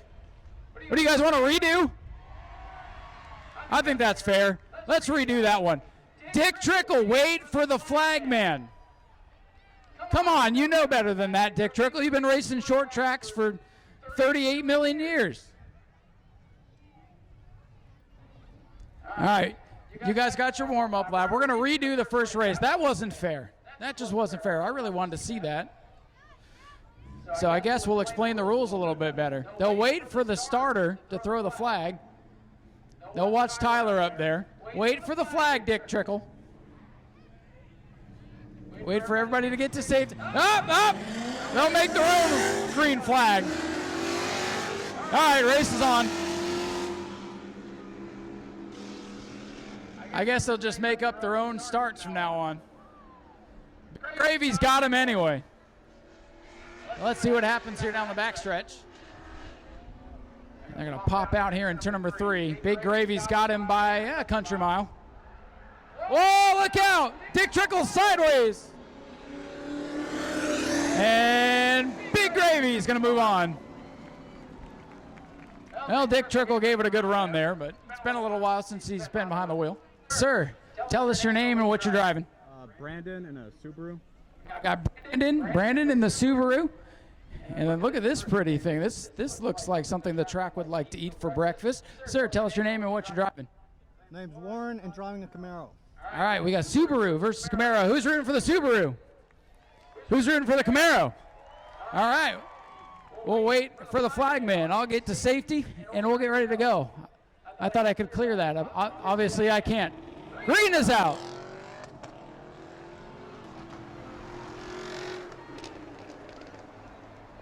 Camaro's got him in turn number 1. It might look easy, but remember, they still got to make it all the way back around. So if you guys get loud, I'll know something's going on. Let's see who's going to pop here out of turn number 3 with the lead. It's close. It's pretty close. Here comes the Subaru. It's not over yet. Camaro's got the lead. Subaru's got a head of steam. Look at this. Drag race to the line. Camaro's going to move on. He'll go up against Big Gravy next. Sir, tell us your name and what you're driving. Nathan Rivera. I got a Honda Accord. You got Nathan here in the Honda. And we'll check on our other driver, then I'll get the heck out of the way and let these guys race. Sir, tell us your name and what you're driving. Jacob Shahadi. I'm in an 89 Fox Body Mustang. Jacob in the Mustang on the inside. Good luck to the drivers. We'll get out of the way. They'll wait on the flagman, and we'll get ready to race. I'm going to fall. Green flag is out. Let's see who makes it back around first. Right now, the Mustang's got the lead by a little bit going into 1. Again, it's not over until it's over. Sometimes they don't make it through the corners. All right, what's going to happen here as they get ready to come into turn number 3? Side by side, close race here. Mustang's got the lead. Oh, no! He went around. The Honda's going to come around and win it. I don't think he hit anything. But that's classic, folks. I'm not talking about the car. Mustang spinning at New Smyrna. It's a rite of passage around here. Give it up for him, ladies and gentlemen. Let's hear it for your winner, too. Good save. I mean, you wouldn't be able to tell if he hit anything. The front end's already scuffed up anyway. But I think he did that on purpose, so we couldn't tell. Sir, tell us your name and what you're... David, 350Z. David in the 350C, and then let's see who we've got on the outside here. Sir, tell us your name and what you're driving. Justin Otterholt, it's a 2006 Mustang. You ready to hook and book? I'm going to certainly try. All right. So, we got Mazda versus Mustang. We'll get out of the way. They'll wait on the flagman. Pick your favorite. Let's see who makes it back around first.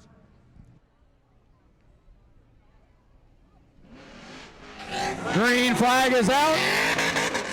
Boy, that thing is loud, and it's screaming. It's sparking, but it's got to catch up to Justin Otterholt's Mustang. Justin's got some experience out here in spectator racing. See if he can hold that thing off. And Justin hooking and booking down the back straightaway. He's got a pretty big lead. Well, we've seen a lot of things change off of turn number 4. Justin Otterholt. Oh, look out! He's sideways. Hangs onto it. Boy, I was about ready to jump over the wall. That was close. Justin Otterholt's going to move on. Mustang's looking quick. Sir, tell us your name and what you're driving. Ma'am, it is Asia, and I'm driving a 2018 Subaru Impreza. We got Asia in the Subaru. Radio's on. She's ready to go. And let's see who Asia's going to be up against. Sir, tell us your name and what you're driving. From Pittsburgh, PA, actually. Bill from Pittsburgh. Hey, if you win, we got some gas money for you. What's that? If you win, we got some gas money for you. Yep. I'm ready to roll here. All right, folks, let's get out of the way so they can get to it. Mustang versus Subaru. First one back around continues. They'll watch the starter, and then they'll take off. Green flag is out. They are underway. Mustang's got the outside advantage right now as they go into the corner. Oh, look at this. Look at this. A pass in turn 1. Asia takes the lead in the Subaru. Can she keep it?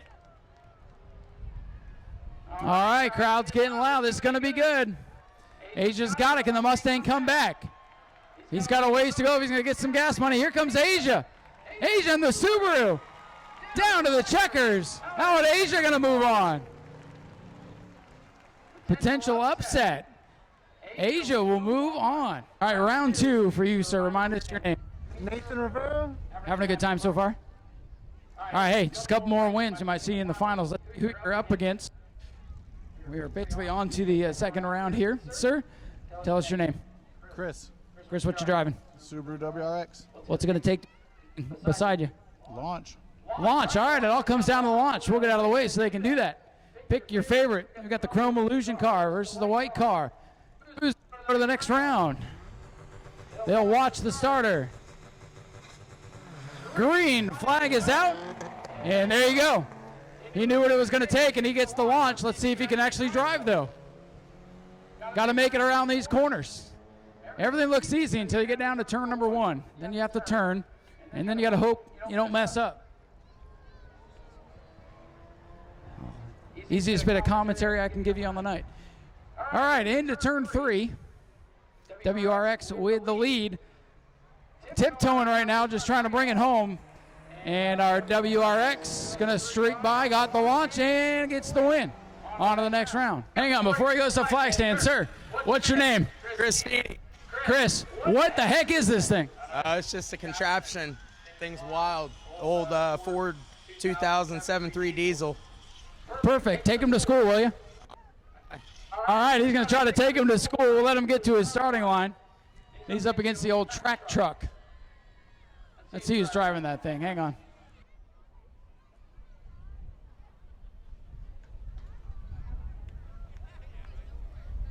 All right, we got Tim in the track truck. All right, you got to go up against the school bus. How do you feel, Tim? I'm nervous. I feel like he's just back to the school. Well, he might take it to school, but let's see what happens. Check engine lights on. All right, so we got our school bus versus the track truck. We're going to handicap the field. We'll wait for the green. All right, Tim. No pressure. He's going to try to take it to school. Green is out. All right, let's see if Tim can get up there. And he's got a big old push bar. He could push the thing out of the way or push him to the line. This could get interesting. All right, Tim is catching him. He puts his lights on like he's going to try to pull him over. All right, the bus is up in the high groove, and I can still see it because it's got that big old pencil, so I know it's still going in the right direction. I like this thing because I can see it way down here. Uh-oh. Uh-oh, here comes Tim. Here they come into 3. School bus going to make it wide. The old school bus. Let's hear it with the school bus. He's got company, though. And he hold off Tim. He better block, better make it wide. School bus looking to write its name in the next round, and he will. Chris moves on. Now some tougher competition up next, though. All right, Big Gravy, they took away your pizza and your sign, so your advantage is gone.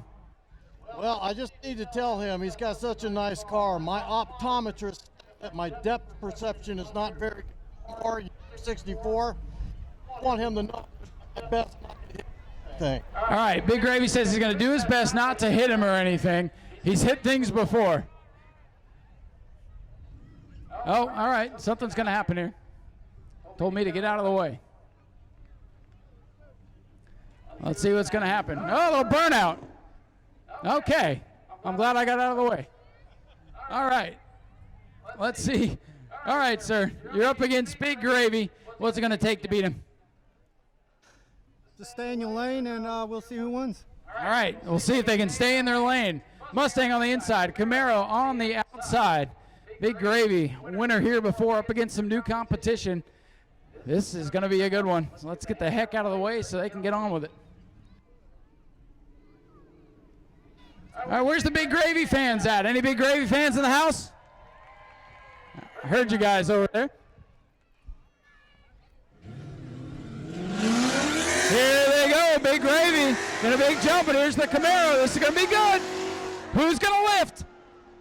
Oh, Big Gravy sends it down into turn number 1. Look at that. Putting a gap on him. Let's see who makes it back. Get loud, folks. This is a big one. Oh, Big Gravy smoking him now. Look at that. Big Gravy off of turn number 4. Ladies and gentlemen, it was close for the first couple of corners. Big Gravy is going to move on. All right, school bus making a pit stop to top off the nitrous. Get ready for the next round. Justin Otterholt coming out, going to show off a little bit. Asia's like, I don't know what this crazy guy's up to, but I'm going to get out of the way. Man, the burnouts are just really good tonight. My goodness. Good thing this isn't a burnout contest. All right. So we'll hear from our drivers who have made it to the next round. They already know what they're doing, so we'll pop on in here. All right, Justin. New competition. That's Asia up there on the outside. What's it going to take? I'm going to have to hook and book for sure. The last time I lost out here, it was to a Subaru. Well, no pressure. All right. Justin, he knows how to lose to the Subarus. All right, we'll talk to this young lady again. All right, Asia, you won the first round, so the pressure's off. How do you feel going against Justin?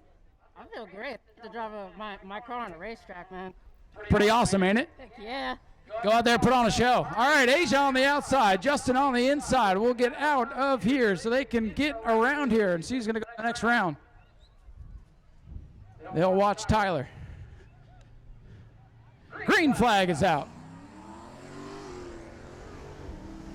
All right, Justin got the launch.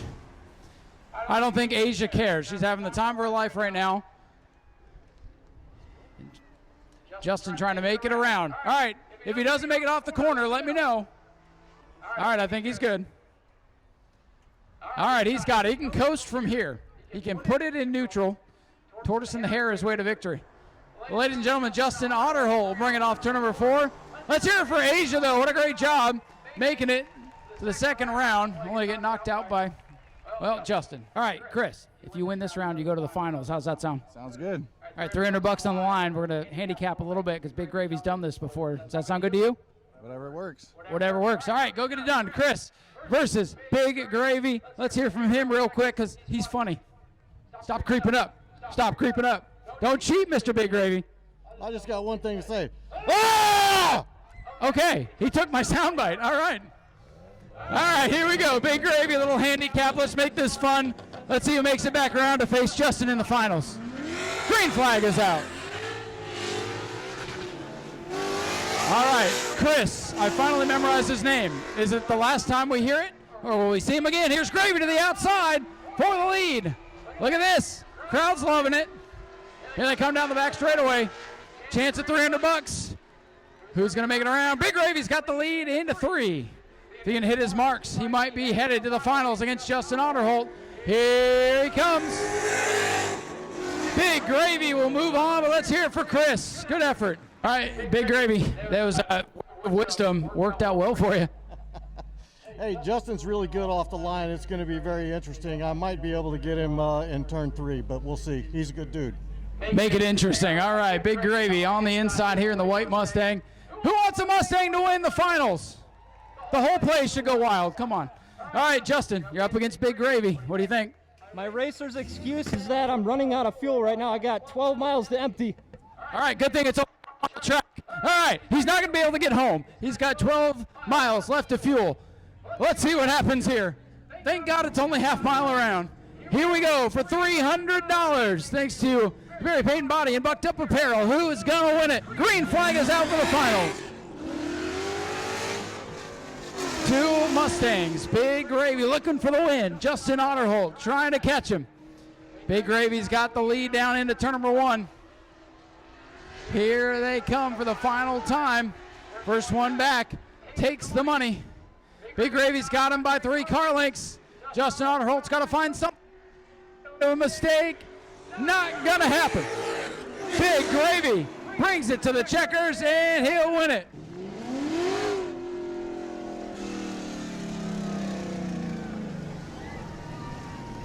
Ladies and gentlemen, here he comes, Mr. Big Gravy, your Spectator race winner. All right, you've done it again. You're the expert at this thing. What's the secret? Just being aggressive, really. That's the honest truth. And have a dang good time, right? Absolutely. This is wonderful. When I came here when I was a little boy all the time with my dad introduced me to racing. And then I was in the military for 100 years, it seemed like, and now I'm finally able to do something like this, and it's just a blast. I appreciate the owners for allowing us to do this. Well, we appreciate you, too. Tell everybody where you come all the way down from to do this. Ludowici, Georgia. All the way from Georgia. Well, listen, we got a little extra gas money to help you get back home. Thank you very much, Ryan.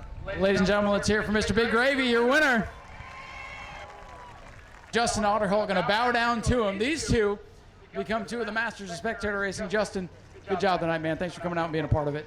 Oh, yeah, it's always a blast. And I've been wanting to race Big Gravy in the finals for a long time. And I was like, even if I don't win, it's such a blast. I have such a huge amount of respect for Big Gravy. He's a great guy, and he deserves it. So congratulations to him. Hey, thankfully there's a gas station right there, right? Not sure I'm going to make it. It was sputtering a little bit coming out of turn 4 on that last one. No wonder you're so far behind. Yeah, see, I got my racer's excuses ready to go. There you go, like a true racer. Justin Otterholt, runner-up in the Spectator race. This super stock 25-lapper coming up next. All right, folks, we'll head back up top side. We'll get Zach to bring us the starting lineup for the super stocks. Well, I can't wait to watch this back on Speedway video because I can't see nothing down there, but it seemed like it was a good time. Real racing coming up next.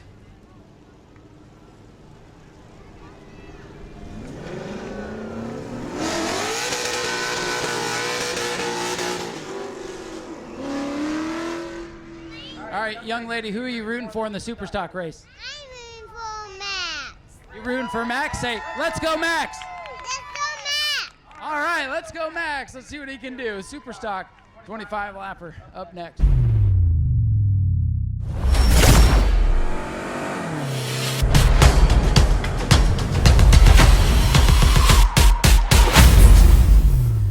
You can run into several different types of class vehicles and still race just as good in almost all of them. I mean, what a story. A couple weeks ago, Chase gets wrecked over there in 3, then just hops right in that super stock like nothing happened. It's insane, the adversity and versatility of the drivers we have here. And Chase Simons now getting the opportunity to lead him through 3 and 4 as he leads the field to take the green here in the super stock main event. Here they come. Full body, full contact racing coming at you. Super stock in the double green tour racing. Who gets the lead in turn number 1? Watch that 15. Tyler Prunesti very strong out here a couple of weeks ago, but it's Chase Simons who's got the lead off turn 2. Tyler Prunesti holding on to second for now, but Justin Spears in the 1848 machine down on the bottom. And look at this, rookie Max Wheeler tried to make a run on the outside, but he couldn't make it stick. It's all Simons through 1 lap. Chase Simons leading his first lap in the super stock. Tyler Prunesti, that Camaro, rides in second. Max Wheeler and former champion Mike Amato side by side for 4th. The 15 car of Tyler Prunesti started out strong, now tucked in line behind the 66 machine. Here comes that number 2X of Mike Amato. He's running up in top 5 now as they come along as another lap is ticked on by. George Spears looking at the inside of young Max Wheeler. That would be for the 5th position. Spears, that orange car down on the inside. Wheeler, gray car on the outside. That's the best battle right now. It's the top 3 run nose to tail. As I say that, here comes Justin Spears in old wrinkles trying to work his way forward. He wasn't able to get the jump on the number 15 machine, and George Spears continuing his climb through the field. He has passed 3 cars and has now entered the top 5. As we said, Ryan, he wasn't going to be in the back for very long. No, he's quickly making his way up.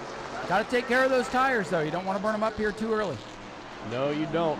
Chase Simons leads another lap. Tyler Prunesti almost got a run on the inside there, but Simons closed the door as they thunder off into 1. George Spears trying to take another spot away on his climb to the front.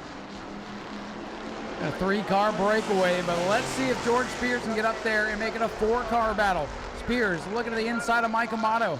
Amato with some fans in the stands tonight, hoping he can hold George at bay. Spears, that orange car, that Monte Carlo, works to the bottom. And he's got 4th at the line. Leader continues to be Chase Simons up front. Prunesti's 2nd, Spears, Justin Spears back in 3rd. George Spears closes the door on Mike Amato for 4th place as he continues his pursuit of the top 3. Here comes Tyler Prunesti trying to make a move on the 66. He shoves him up to the high side and battle for the lead headed to turn number 1. Here comes Tyler Prunesti, still looking at that first career super stock win. 19 laps remain, and he remains in the 2nd spot. George Spears still stuck in 4th. Got a long way to go to get up to the top 3. It's Simons, Prunesti, and Spears. Prunesti was not able to replicate the momentum he had from the last lap coming into this one as he tucks back in line behind Simons. But here comes the 98 of Max Wheeler trying to make a pass for the 5th position. He gets it coming around turn number 1. Max with a big move on the former champion Mike Amato to get back up into the top 5. The slow car here, the number 12 of Sean Held, getting close to the leaders now. Probably catch him this lap or the next. Chase Simons in 1st, Tyler Prunesti in 2nd, Justin Spears in 3rd, his brother George in the 4th position. Max Wheeler rounds out the top 5. Closing in on the back of the field here, 1/3 distance in the books. Simons looking for that first career super stock win. He's only got a couple of starts out here, looking pretty strong. George Spears started back in the 8th spot. He's working his way up to 4th. Might need a yellow to get back up there, Zach. The 12 car pulls to the bottom, lets the leaders go on by. Tyler Pernesti not able to make a run like he did earlier on, but here comes Old Wrinkles, the 4818 machine. As I speak now, Tyler Pernesti did get a run on the bottom, but he gets shuffled quickly back in line. Pernesti put the throttle down coming off turn number 4 to try to cut underneath the 66. Now he pushes off turn number 2. Here comes Old Wrinkles, that light blue machine with the orange numerals, 48 on the roof, 18 on the door. Good racing up front, little wiggle for the leader. Look out, Simons almost bounces off the wall. Look at this. They scramble into one. Tyler Pernesti could have gotten the jump on Chase Simons there, but Chase Simons still retains the lead. Little bit of contact with the wall. Here comes Justin Spears now trying to make a run for the second position. They head into three cars under a blanket for the lead at New Smyrna. What a race. Simons' car starting to wiggle and wobble. 3 cars under a blanket, and here comes Justin Spears in that outside groove. Spears up to second now. Pernesti getting loose on the bottom as they battle. George Spears going to try to reel him in. But Spears not making as much progress as I might have thought in that orange car. Tyler Pernesti might have used up his car, but as you said, Justin Spears making a lot of progress, but seemingly not enough, because here comes Tyler Pernesti nearly side by side with him, headed into turn 1, a battle for the second position, and it looks like Justin Spears is going to retain it as they head out of turn number 2 towards the backstretch. Justin Spears might be the one to spoil the party here for Chase Simons. Spears had a good long run car here last time the Super Stocks raced. As I say that, he has a wiggle and a wobble in turn number 4. Simons has a gap now, about 4 car lengths. The lead starting to grow with 14 laps complete. Boy, Chase Simons nearly disaster about 5 laps ago, but now pulling away from Justin Spears and Tyler Pernesti as they come around the next time by. They will hit halfway. We're halfway home here, and Chase Simons right now looking to be the one to take us there. 10 laps to go for Simons in the 66 car. What a shock this would be. Had a good run in the heat race, got to start up front. We'll see if he can hold off former champion Justin Spears. Wrinkles starting to roll forward. Justin Spears right now outlasting his brother George, who we all assume would have caught the leaders by now, but right now he's still pacing around back in 4th place. Justin Spears, however, nearly got to the bumper of Chase Simons that time by, but just not enough as they exit the corners down the back straightaway.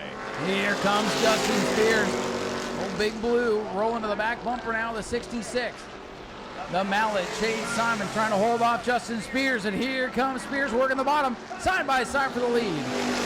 Chase Simons in that Monte Carlo SS on the top side. Justin Spears and Old Wrinkles on the bottom side. They've been side by side now for nearly half a lap. It's a 2-car drag race down the back straightaway, even side by side into 3. Simon's going to try to pinch him down here, Zach, as they come off the corner. Simons wants to stay up to the outside, but clear out to the lead. It is Wrinkles. Justin Spears, your new leader. Simons got a little bit loose there coming out of turn number 4 as he gets a little bit loose again coming out of 2. Now Pernesti almost even with him for second as Justin Spears pulls away in the lead. A couple of weeks ago, it was Tyler Pernesti in the 15 looking for his first win. George Spears would wrestle the lead away from him right around this point of the race. And this time, it's Chase Simons trying to get his first win, and Justin Spears going to try to spoil the party. They're coming up again on the lap car. If Sean held, he is going to pull down to the bottom of the track and let the top 3 go by. Justin Spears, Chase Simons, Tyler Pernesti nose to tail for the top 3 as Justin Spears comes on to lead yet another lap. 5 to go here for the Super Sox. It's Justin Spears, Chase Simons, Tyler Pernesti, George Spears, and Max Wheeler rounding out the top 5. Max having a good point today, number 98. And look at Spears in Old Wrinkles, that blue car leading the way. Doesn't look pretty, but man, it's fast. And faster than Chase Simons in the 66, who since getting past for the lead has fallen off. Lap by lap, he seems to be falling further back from the 4818 machine. Tyler Pernesti might have a little bit left in the tank, but I just don't know if he has enough time. He hasn't even made a move on Simons for second yet. Spears trying to pull away. Comes to 3 to go. He's got a comfortable lead. Does not want to see the yellow flag, but this race has a green flag look to it. Justin Spears pulling away from the 66 of Chase Simons. That gap about 5 car lengths now and growing as they head into turns 3 and 4. They're going to see the popsicle sticks from Tyler this time by. It's going to be 2 laps to go for Justin Spears. Spears was not happy to be a runner-up to his brother a couple of weeks ago with a former champion. going to be back on top if he can bring it back around. Just a couple more laps. His car off of turn number 2 down the back straightaway now. Named it Wrinkles down there in Victory Lane a couple of weeks ago. Let's see if he can bring it back around. He'll get the white flag this time. Battle's going to be for second. Simons and Pernesti going to duke it out. 1 lap to go. Tyler Pernesti caught the back bumper of Chase Simons. He's now making a move on the inside of turn number 1. He couldn't get it to stick. Simons is going to hold the position for now. Justin Spears pulling away. The battle is for second as we head into 3 and 4 for the final time. Coming off the corner, the prettiest car in the house. Justin Spears going to bring it off to number 4. Justin Spears will win it. Chase Simons hangs on for second. Tyler Pernesti is third. And George Spears, not able to make it back up into the top 3, will come home 4th. Spin behind 5th place finisher Max Wheeler. Max with a great effort tonight. Look at this battle of the line. Mike Camano and Bobby Holly, 2 veterans and former champions, duking it out for 6th. And ladies and gentlemen, he's going to burn it down for you. Let's hear it for Justin Spears.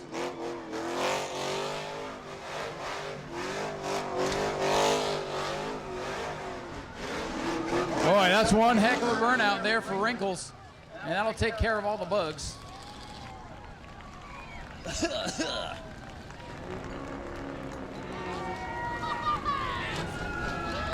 that smells delicious. Smells like lots of money.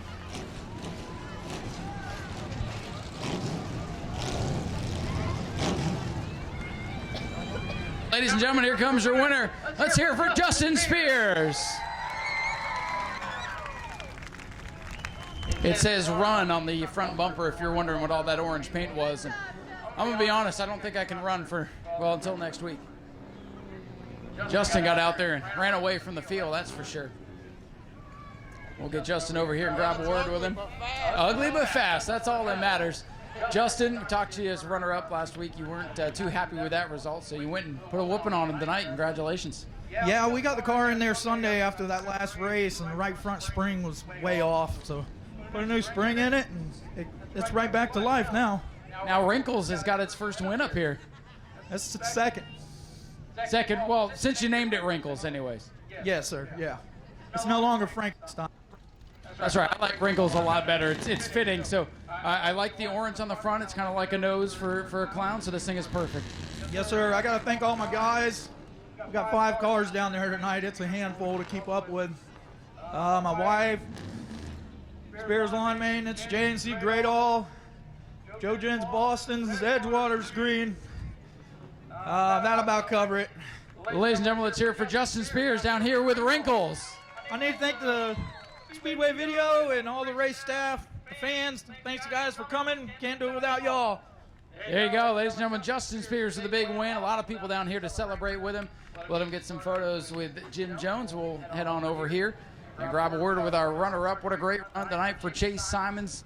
The Mallet is back and looking strong this time in a super stock. Well, Chase, good recovery from a couple of weeks ago. Had a scary incident, and you hopped in this thing like it didn't even affect you and almost hung on to win this thing. Congratulations on a great run. Yeah, thank you. I tried my hardest. I drove a little too hard, got into the wall. That's what messed me up. But it was a great, clean race. I'd like to thank my sponsors, DeBerry Paint and Body. They let me drive this thing. I'm so thankful for that. Thank you for Eugene spotting me. Great spot. And thank you to Knuckle Sandwich, who sponsors this car. And I'd like to thank my family for getting this thing ready. We been at the shop all week trying to fix both cars, but we got this one, so. Well, I'll tell you, you got this one fixed up pretty good, and got your own numbers on the thing. You gonna try to run this thing a little more this year? Oh yeah, we're going for the points, hopefully, and we'll see what happens. Well, hey man, off to a good start, and glad to see you back out here after that hard crash a couple weeks ago. Yeah, thank you, I appreciate it. Ladies and gentlemen, Chase Simons going to go for the points championship here this year in car 66. Keep your eye on that young man. He's going to be a good little racer. And how about this guy? 2 top 3s to start the year. Tyler Pernesti still getting closer and closer. Another good run for you tonight. Yeah, he did a good job, and the car was loose on me tonight. I'm not satisfied with third. I'm coming for that win. We'll get there. And there's still plenty of racing left this season. I have to thank my awesome partners, Ron Ballou, Caldwell Banker Realty, CRC Auto. They have some of the best performance products in the industry. Epic Flight Academy's aircraft mechanic program, and David LeBeau and the LeBeau family. They did an awesome job. Well, Tyler, last time you raced, happy with third, led a bunch of laps tonight, not quite as satisfied. What do you need to do to get up there and beat the Spears brothers? We got to do our homework. That's the biggest thing. I'm not a crybaby. I just got to go home and do my homework. I know Paul. I got some advice from Paul Coachy. After a few thirds, he was tired of it. He didn't even want the picture anymore. He just wants to win. So I might need to get some of that mentality. So what you're saying is, look out, you're coming. Oh yeah, definitely. Thank you guys for all coming out. This was an awesome turnout. Ladies and gentlemen, Tyler Prenesti, a great run in third. I know he's not happy with it, but still a good run, good points day for him as well. We'll see him up in victory lane before too long. Again, we got Jim Jones down here from Jim Jones Photography getting the last couple of pictures. And we'll head back up top side and get to the starting lineup for the Bomber B main event. Look at all these Bomber Bs. This is going to be a war.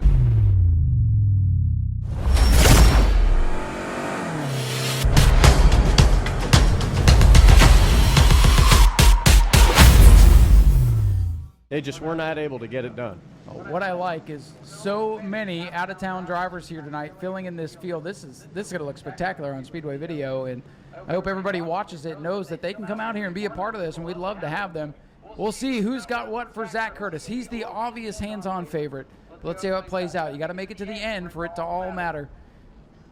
23 cars signed in for the Bomber Bs. Most of them getting ready to make the green flag as our Daytona Dodge American Auto pace car pulls off the Speedway. 20 green flag laps for the Bomber Bs. Zach, here they come. This one has potential to be wild. Green flag is in the air as they head down the front straightaway. The jump is given to Lindsey Simon in the 04, but here comes the 09 car. That's Thomas Pete as they charge into turn number 1. Lindsey Sammy, last year's Rookie of the Year, away with the lead, but here comes the field. They close in on her and watch Zach Curtis. He's already got a few. Chuck Rush swapping lanes there in the yellow number 9 machine. Curtis to the outside, way to the outside in turn 3. The field knows they got to be wide to keep Zach at bay, and Lindsey Sammy is going to lead lap number 1. The battle now for third between the 45 of Travis Sukup and the 11 car of Eric Sharon. They're side by side now coming in through turns 1 and 2. Sean Senekosov behind. He's challenging now on the bottom and mixing up in the back of the field. Here comes Zach Curtis passing even more cars. Right through the middle he goes. He gets 1, he gets 2 up in turn 3. And we mentioned Travis Sukup, his car kind of blending in with all those little white cars, but he was very fast in the heat race. He might be one that could give Zach Curtis some fits tonight. Oh boy, almost 3 wide up at the front of the field. Travis Sukup losing that third spot to the 11 machine of Eric Sharon. And here comes the 19, that's Sean Senekosov. He's coming down to the bottom lane. All white Crown Vics up at the front as they come through turn number 4. And it's going to be Thomas Pete taking the lead back as they come to the stripe. Here comes Zach Curtis, that 63, closing in on last year's champion, Jason Scrover, in the red, white, and blue machine. Thomas Pete still your leader now off turn number 2. Good clean start with 3.5 laps complete. It took only 3 laps, and here he is now almost knocking on the door of the top 5, Zach Curtis. But as of right now, it is all the 09 Thomas Pete. 19 bouncing off the wall. You wouldn't be able to tell because the car looks like it's already hit about 17.5 walls. But the 19 machine bouncing off the concrete keeps it pointed in the right direction and battles for third. Boy, they are 2 and 3 wide all over the place right now. That 38 machine was blocking the bottom a little bit of Justin Spears Jr., but as of right now, Thomas Pete continuing to lead with the 04 car behind him, and the yellow flag now waves on the track. Caution is out, and the 3, the black pony has gone around. Ben Say going to bring out the yellow flag. And that 63 car, he was really climbing the ranks. He was knocking on the door of the top 5. It looks like he'll be scored in the 6th position as they come down the back straightaway. And let me tell you, that 63 car sliced his way through this field insanely fast. Look, I got to look through this this beam right in front of me, so I don't have the best perspective, but I could tell the 38 nailed it for sure. Absolutely, and he's already down at the tail end of the field, but we've got a lot of cars coming through 3 and 4 now. The 09 car of Thomas Pete, the 11 car of Eric Sharon will lead the field through the gears as they come through turn 4, back to the green flag as Tyler waves them by. 16 laps to go, and watch that Curtis 63 car outside row number 3. what's he gonna do? He'll bomb and weave his way through if he can. Right now, really nowhere to go unless he wants to go to the third groove. Nice clean restart. It's gonna get Lindsey Samian off too. And now the 63 to the inside of Travis Sukup. Zach Curtis, like watching the old video games from the back of the pack to the front challenge, trying to do just that here tonight. It's like it's on easy mode. Oh, trouble off the turn 4. A bunch of them scramble. Everybody gets it pointed in the right direction.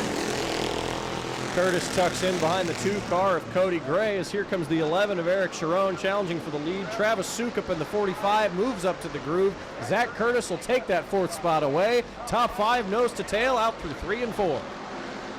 Look at them all coming off to number 4 down to lap number 6. Zach Curtis up to 4th. Got some good challengers dead ahead. Some really good race car drivers that don't normally run here at New Smyrna are going to try to hold Zach Curtis at bay.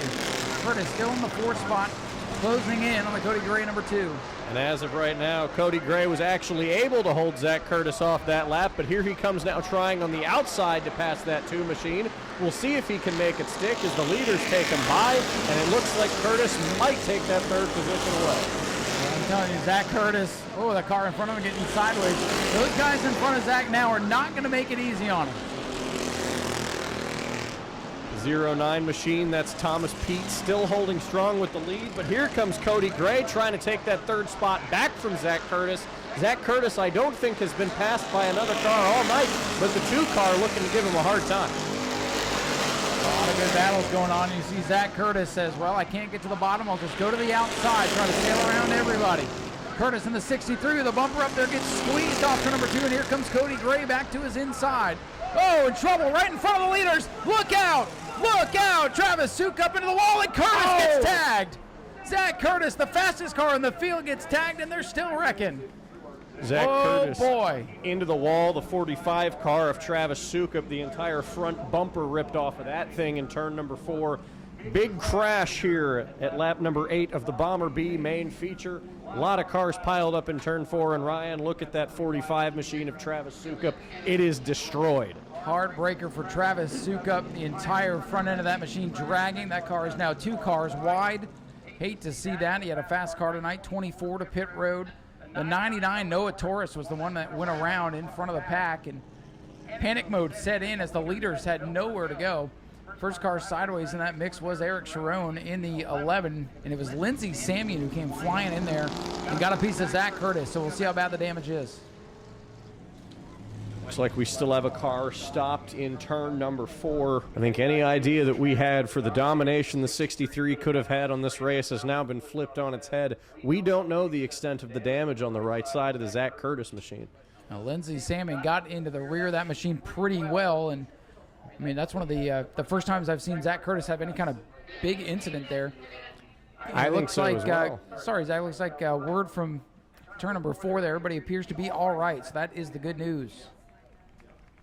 Always good to see that.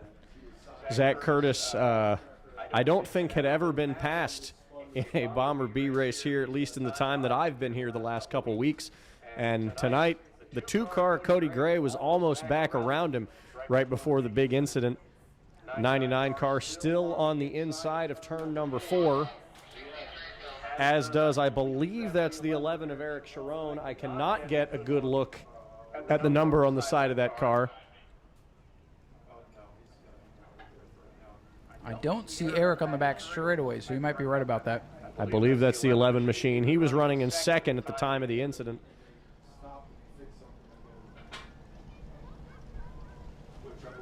I believe Larry Masters was also in the middle of that tangle. We were watching Zach Curtis because I think everybody in the stands stood up when that was going on, but they kept wrecking behind all that. They did. That was a wild one for sure. Not often you see a super speedway style big one here at New Smyrna, but we sure got close here coming out of 3 and 4. Again, Zach Curtis has to restart tail of the longest line. And again, if Zach doesn't get to the tail of the longest line, which is going to be the outside, I believe. Looks like he will comply with the race control directions.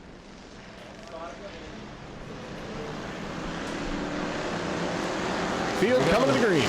Green flag back out. Zach Curtis a little bit more ground to make up. They had to get around some of the slower cars at the back. Thomas Pete in the 09 away with the lead as they come off turn number 2.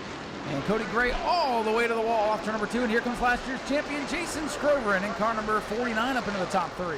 Scrovern trying to make a move on the 2 of Cody Gray, but here comes now challenging for the 5th position. We have that number 54 car. I couldn't see the number at the time. That's David Bruner challenging for that 4th position, but it looks like it is going to continue to be held by the 316 as they head into turn number 2. Zach Curtis is sideways in turn 1 and 2, still drifting that car all the way to the wall off turn number 2. That car might not be exactly where he needs it, but it's still fast as he's trying to fly up through this field. Your leader at halfway will be the 09 for Thomas Pete, Cody Gray, Jason Scrovern in the top 3, and then the rest of them all stacked on top of each other as the top 3 break away. Tell you what, Larry Masters was involved in that incident. He's still in the top 5. Well, not anymore now that he's been passed 3 wide, and the 54 and 316 cars take the 4th and 5th position away. Masters falling out. Announcer Jinx there on the 77. Look at Zach Curtis. That car big time sideways. Still fast, not rubbing. Well, he may still have a shot, but he's got a lot of work to do with 9 laps left. Battle for the lead, a good one. Leaders bumper to bumper. 09 Thomas Pete. And oh, look out, trouble. Oh, a couple of cars getting together. Keith Zavril and Tim Nicholas get together. They sorted out, thought that was going to be a wreck off too. Look at him, here he comes, creeping back to the picture. Zach Curtis 3 wide. In between Chuck Rush and almost takes the front bumper off the Larry Masters machine. Chuck Rush not going to let the 63 by, but here comes Cody Gray challenging for the lead, but he gets into the wall out of turn number 2. Steadies the car out. Zach Curtis right now looks like Kyle Larson in the Truck Series race at Homestead a couple of weeks ago. Charging through the field late. We'll see if he's got enough time. We're coming to 7 laps to go. But Thomas Pete looking for that new Smyrna Speedway win. It's the 09 and the 2, nose to tail at the front of the field. The 49 car, that's Jason Scrovern. He's still in the picture, but right now I think it would take a miracle for him to run down those top 2. Well, if the top 2 get to each other's bumper and start mixing it up as the laps wind down, he could very well be in the picture. Speaking of in the picture, here comes Zach Curtis. He is 6th, right back up to the top 6. Gonna have a long way to go to get to the leaders, but look at the charge from Curtis. Up into the top 5. Top to bottom movement, turn number 1. Curtis getting around the 316, out of the inside of the 54 as they come off turn number 2. Here comes Zach Curtis. He's back to 4th. Unbelievable. Curtis still has 2 turns to make up on these top 3 cars as Thomas Pete continues to lead with Cody Gray in tow. I think Gray has enough to make a move. I just don't know if he thinks when he wants to make it. But here he goes now on the inside trying to challenge for the lead. Well, he got sideways there on the apron, and Zach Curtis wants a caution so badly. That car looks like it's performing just fine. But it's only going to be 4 laps to go this time by for Thomas Pete in the 09. And even if Zach gets there, Thomas Pete is not going to be easy to pass, as we've seen already in this race. Big gaggle of cars off turn number 4. Here they come. Here comes the 2 of Cody Gray trying to make a move on the inside, but he cannot get it to stick. He will fall back in the 09 of Thomas Pete, continuing with the lead. Reminder, this one 30 laps here tonight, so we got a long way to go. Just got reminded of that extra distance race here for the Bomber Bees, so we're only halfway.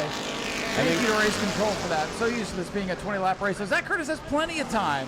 Let's settle in and see if he can do it. I think you and I both got caught up on this action that we completely forgot that this was a longer feature race, but that's okay. We get more racing in this wonderful battle for the lead that continues to operate a cat and mouse game between the 09 and the 2. All right, last minute 30-lap race added in the drivers meeting as one of the drivers stepped up and threw some extra money onto the winner tonight. So that gives Zach Curtis plenty of time, and with all the craziness tonight, I had forgotten that was a thing. Just 12 laps to go. The 09 and 2 machines touch bumpers as they move into turn number 3. The 2 machine moving up to the top. That's Cody Gray. He can't get the run on Thomas Pete this time. Pete will lead yet another lap. Here comes Gray on the bottom as they move into 1. Boy, if this was a 20-lapper, this would have been one heck of a last lap, but we got a long way to go. Gray is on the apron of the racetrack, and you can tell him that is not the fastest way around. Zach Curtis has caught the 3rd place car of Jason Scrovern in the 49. He is making the pass as they come into 3. He will let him on by. Zach Curtis is back in the top 3 in the Bomber B feature. We got 10 to go, so that is plenty of time now for Zach Curtis. 10 laps to go for Zach. Car might not be perfect, but he's driving the wheels off it. And he's closing on the leaders. Thomas Pete, Cody Gray, Zach Curtis now in the top 3.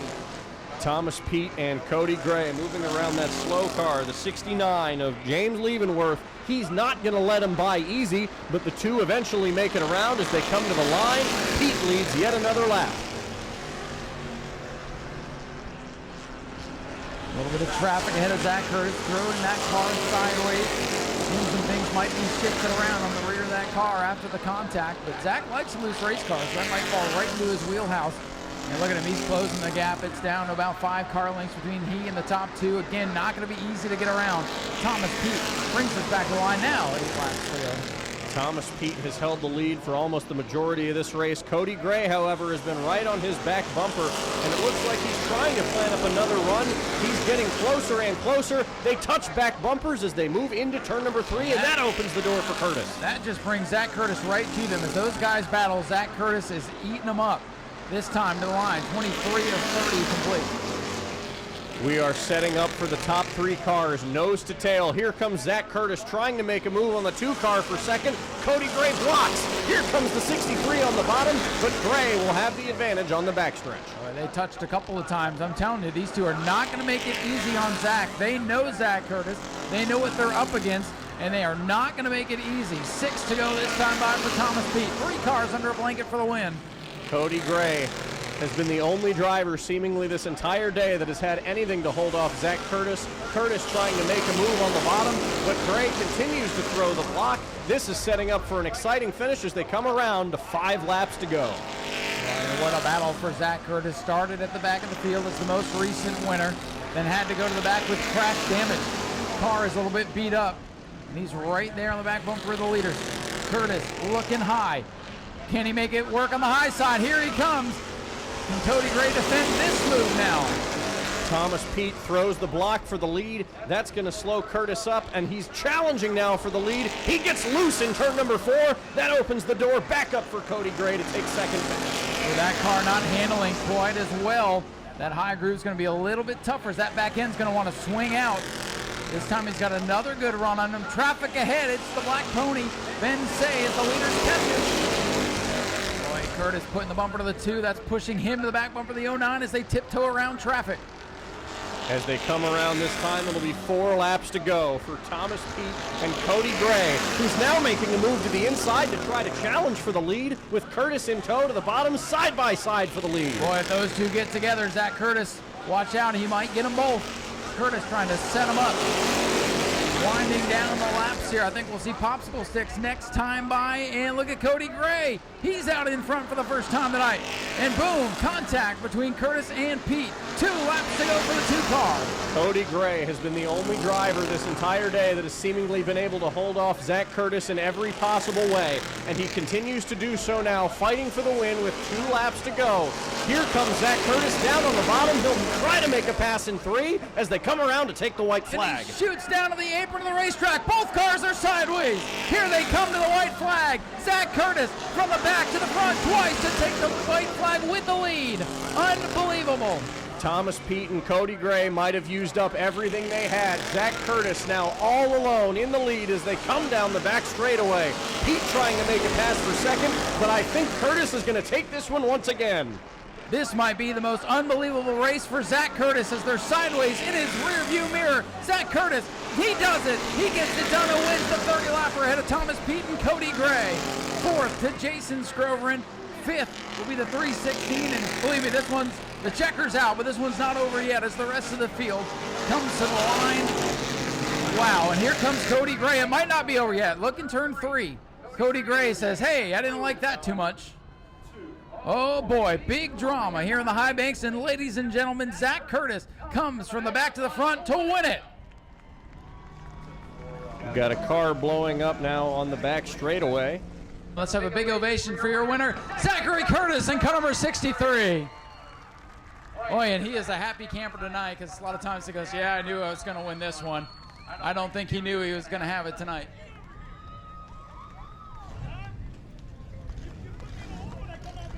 And the drivers having some words down here, going to disagree about the finish of that one. Well, Zach, the last few races, you've made this look really easy. And he's looking at the car saying, oh, I got stuff I got to fix. Yeah, I won't tell you what he just said right there after he looked at the rear of the car. But, Zach, You've won a lot of races out here. I don't think none were as hard as what you had to go through tonight. From the back to the front twice, get the lead coming to the white flag. How's it feel to win this one? Yeah, that's not that wasn't ideal how we thought our night was going to go. I sold this car. I didn't think we were going to wreck it like that. I got around Cody on the outside, and he doesn't really have a mirror, so he closed the door on me, so I tried to swap it back over on him. I love racing with him. It was we broke the left rear shock. That's why this thing was so free. I had Doug Samian and Simons. They all helped me put this thing back together. We had the sway bar, snapped the sway bar link off, and broke the shock completely in half. Left rear flat tire, so we were driving out there with 3 shocks, no sway bar, and I don't know how the hell we did it. Well, it's a good thing this thing is bad fast, and well, you certainly know how to wheel it, and that was an incredible drive. A lot of fun to watch. Yeah, I tried to make a run there on Cody there at the end, because every time I did, he chopped me, and I get it. We're hard racing. I helped him out. We brought him out here yesterday. We tested all day, and we got him about a 5 or 6 tenths faster, and he was definitely the guy to beat. And I know he's mad at me, but I love him. Hopefully he'll get over it, or he'll beat me up, one or the other. Well, either way, it'll be interesting. Zach, congratulations on a big win tonight. Yeah, thank you. I got to thank Bougie Motorsports, Holly and Frank. They helped me out so much with this thing. Inferno Performance, he was the first one to help get the tire and get this thing changed. Whiting Roofing, Finish Line Site Development, Finney Racing, my dad, my fiance, and all my friends and family. And that was a hell of a show. What'd you guys think of that? Ladies and gentlemen, let's hear it for Zach Curtis, your winner tonight. Heck of a drive twice to get up there. Now we'll go hear from Cody Graves, pulled it back around. Cody, come on out to the front of the car. It's great to see you here at New Smyrna. I know you wanted to win that, and I know you're probably not happy with the way the end of that race went down. Any comments on what Zach had to say there at the end of the race? Yeah, this is my first time on asphalt. I know Zach's fast. Thomas here, I was way faster than Thomas, but I was trying to be patient, you know what I mean? Zach just wanted to come in there a lot faster than what we were trying to do, but I was trying to wait till the end, and it happened, you know what I mean? I passed him, and then this happened. Well, we know that's not the finish you wanted. Coming over here from dirt, what'd you think of the asphalt stuff here at New Smyrna? Oh, I like it. I'll be back. Well, that's what we like to hear. Do you have any sponsors or anybody you want to thank for your good efforts tonight? Graves Earth Movers and my buddy Mason for letting me drive his car. It's an asphalt car, so. Well, it worked out pretty good. Cody, thanks for being here. We appreciate it. Hopefully we'll talk to you at Victory Lane here someday soon. And how about this guy? You'll be soon. All right, that's what we like to hear. Good to see another driver that doesn't normally make his way here. Thomas Pete with a good run in third, and boy, it was looking good for you until a couple laps ago, and here comes that darn 63 car. Good run for you, though. Yeah, it wasn't too bad. The first time we've ever been here, it's definitely fast, but I thought they were going to wreck each other and I was going to get the win, but it didn't happen. It was looking like it might be the case for a moment there. You're used to running on those little bull rings. What do you think of the half mile here at New Smyrna? It's definitely a lot faster and different. It's I don't know, it's different, that's for sure. It definitely is a whole different animal here, and extra distance tonight. Hell, I forgot it was 30 laps. So really glad to have you out here, and hopefully we'll see you again sometime. Yeah, we'll be back. Anybody you want to thank? I'd like to thank my wife and my kids for letting me come do this, but Eric Strone, Justin Pittman, I think that's it. Thomas, thanks for being here. Good run. First time here on the big track here at New Smyrna. Brings it up with a solid third place run. And Zach and Cody are going to talk about it here in Victory Lane. But let's hear it for Zach Curtis one more time, your race winner.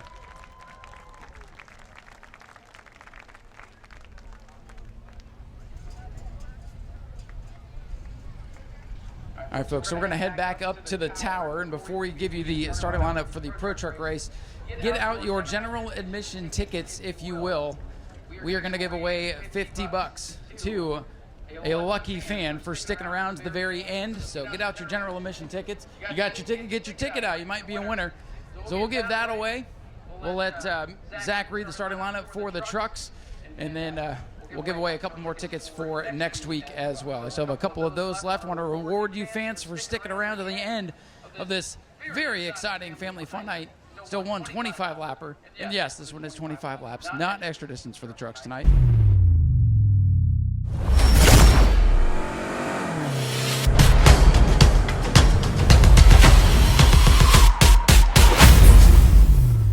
Saving it for last? I think so. I think we've had a decent amount of fans stick around tonight. Thank you, fans, for staying to the end of the evening. We really do appreciate it, and we hope you enjoy the final event. Here's one thing you'll notice. At the end of the night, whatever the last race is, the folks that are left are the diehard race fans. I can tell you that much right now. They really are, and we do appreciate it. Thank you guys for keeping short track racing alive and well in the state of Florida. None of us would be here without you, and let's see who we're going to talk to in victory lane in 25 short laps.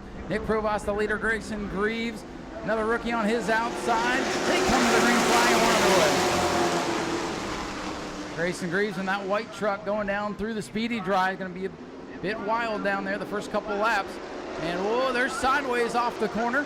And Jeffrey White all the way down to the bottom of the racetrack gathers it back up. Still green. Grayson Greaves, your leader in the 05. Jeffrey White and Nolan Mesa, two of the fastest cars from the heat races, on the charge up for Grayson Greaves, who's currently alone in the lead. But here comes White to the outside. He's going to make it stick. Jeffrey White will take the lead away on the backstretch. Jeffrey White, we know he's got a fast truck. Mechanical Gremlins put him behind the wall early a couple of weeks ago. He's looking to avenge that tonight as he's got the lead. He'll lead us all at number 2. He'll keep the lead as they come into turn number 3. Here comes Nolan Mesa now challenging on the inside for that second position. George Gorham now in 4th place. He's looking to get past Greaves for 3rd once Mesa makes the overtake for 2nd. Good battle for the runner-up spot. Keep your eye on that black M5 machine, the black rim barbecue truck. George Gorham trying to work his way up to the picture. He needs to get clear of some of these cars in front of him to catch the 41 of Jeffrey White. He's looking to the inside of Nolan Mesa, now off turn number 2. White with a big lead, but watch that M5. Good battle there for the 7th position. Oh, as we see the 30 of Don Duval get hard into the back of the 31 of JT Chastain. He was almost sideways. 3-4 wide now at the back of the field as Becca Monopoly gets shuffled to the back. Oh, and I'll tell you, if that was anybody but Becca Monopoly, that would have been a big wreck. Becca Monopoly, a veteran racer, knows when to give, especially when it's not her night. That would have been a big wreck if that was anybody else. Respectful driving from Becca. I know she's not happy about what just happened. But again, anybody else, that would have been a couple of torn up trucks on or off of turn number 4 that time. Don Duval now slow. Looks like he's going to bring the 30 truck to the pits. And with all that going on, Nolan Mesa is able to hang on to 2nd. Nolan Mesa did hang on to 2nd, and Jeffrey White is pulling away, putting more and more seconds on the field. But here comes Gorham to the inside of Mesa for 2nd. He's on the bumper. He moves back to the inside in turn 1. 07, Maria Martins got jacked up by the Runovich 44. And Becca Monopoly having an uncharacteristic night, stuck deep in the field tonight. Again, was in that skirmish there with the 30 of Don Duval, who's just going to bring it back, call it a night. Jeffrey White leads. George Gorham up into 2nd now. Still action all over the place, Zach. There is, and now Jeffrey White continuing to space his way out from the field. George Gorham has taken that 2nd spot away, and here comes the 59 of Becca Monopoly making a pass on the 44 machine. She will get that position back, and the 31 now of JT Chastain coming up on the 23 car, Nick Provost. Trouble in turn 4, the 58 of Gage Spears shuts down. That'll draw the yellow flag at the 1/3 mark of the race. Gage Spears, Rookie of the Year contender, in trouble climbing out of the truck, dejected. Gage not happy with whatever went down over there as he's quickly out of the truck and frustrated.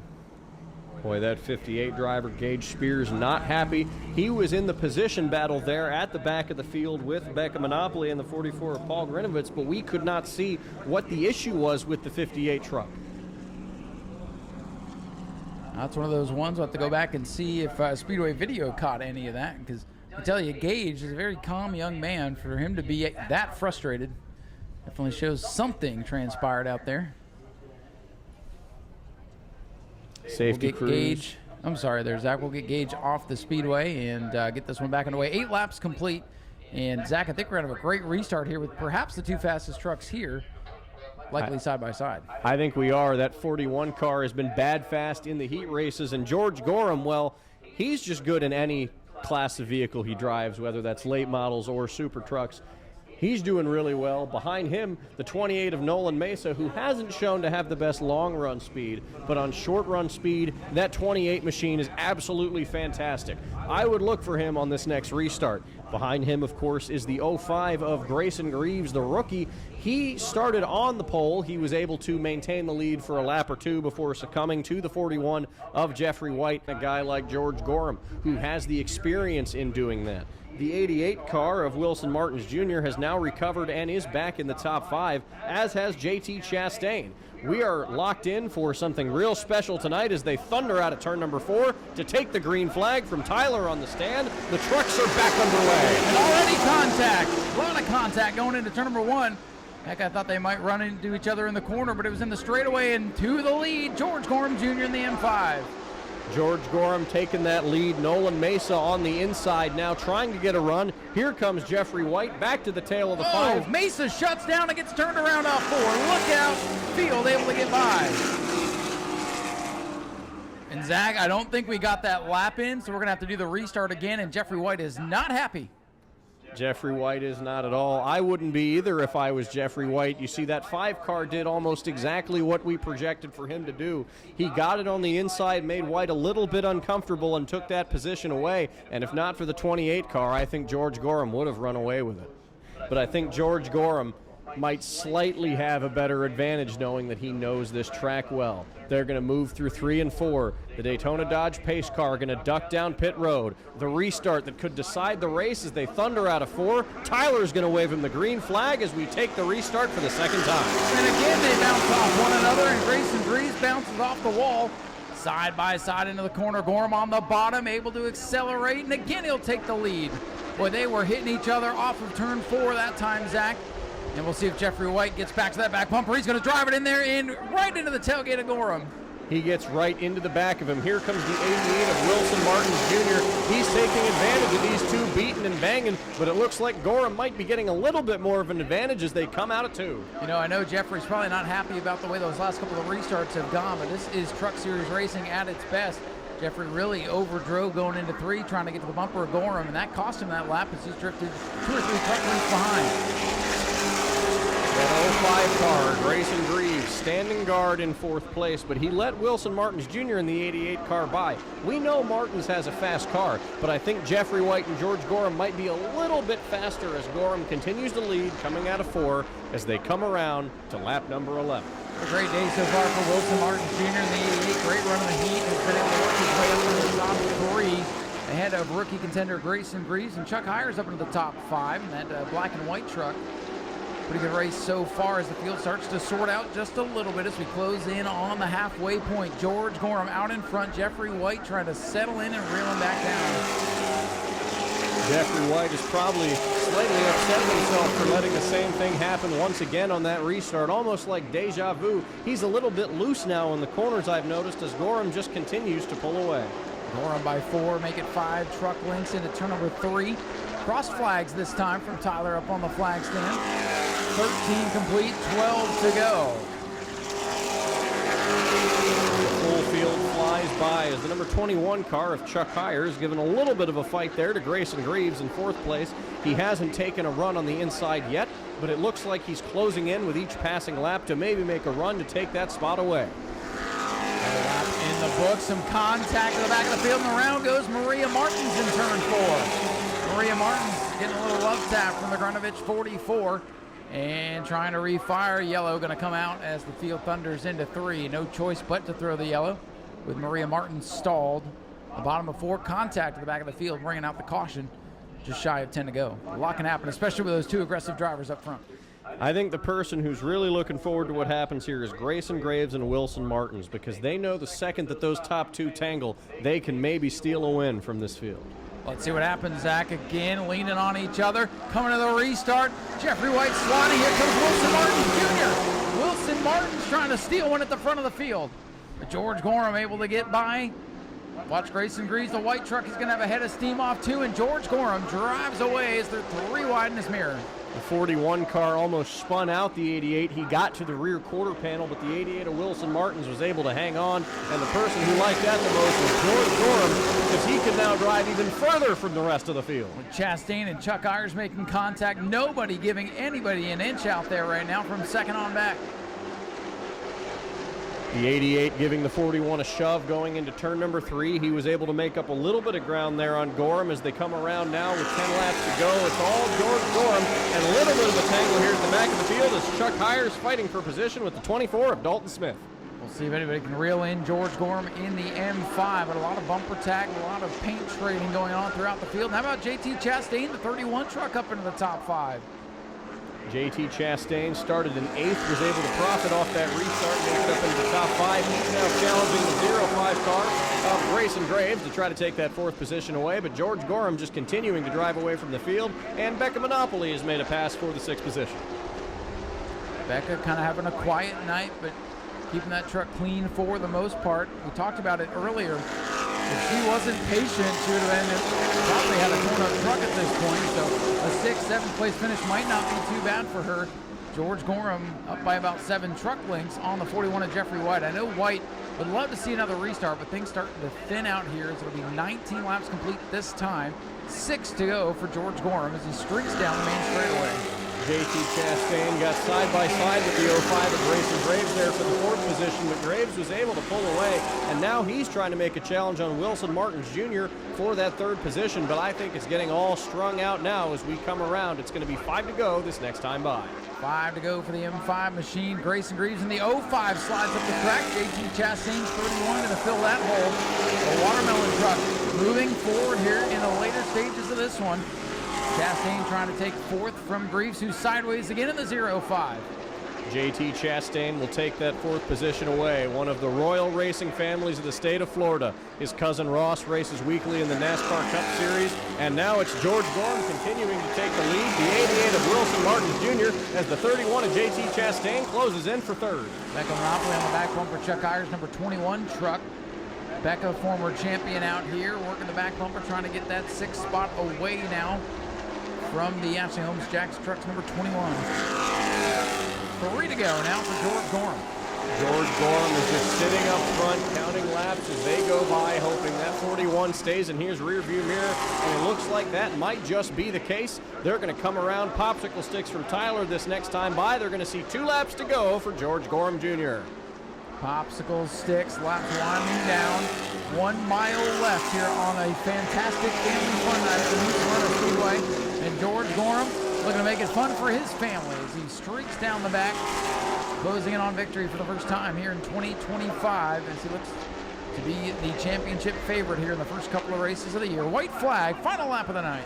There's a bump there to the back of the 88 of Wilson Martins by JT Chastain. He tries to challenge for that 3rd place, but George Gorham hitting all the marks that he needs to hit as he comes out at turn number 2, down the back straightaway, in through 3 and 4. And it looks like for the first time in this season, George Gorham Jr. of Auburndale, Florida is a winner at New Smyrna Speedway in the Jacks Truck Series.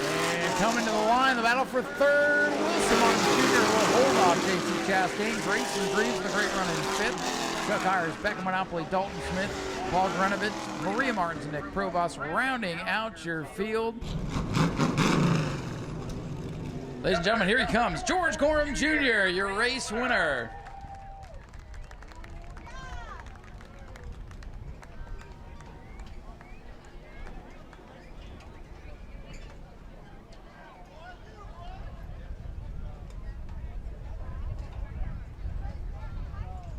And George going over to shake hands with Jeffrey White. They'll talk about those restarts a little bit, but good to show the sportsmanship. And things calm between the drivers. A little chippy with some of the crew members, but that is the way it usually goes down here. All right. We don't need to get in anybody's face. We don't need to escalate the situation. Everybody back to your trucks. Everybody back to your trucks. How about we do that? It's family fun night, end of the night. Everybody back to your trucks.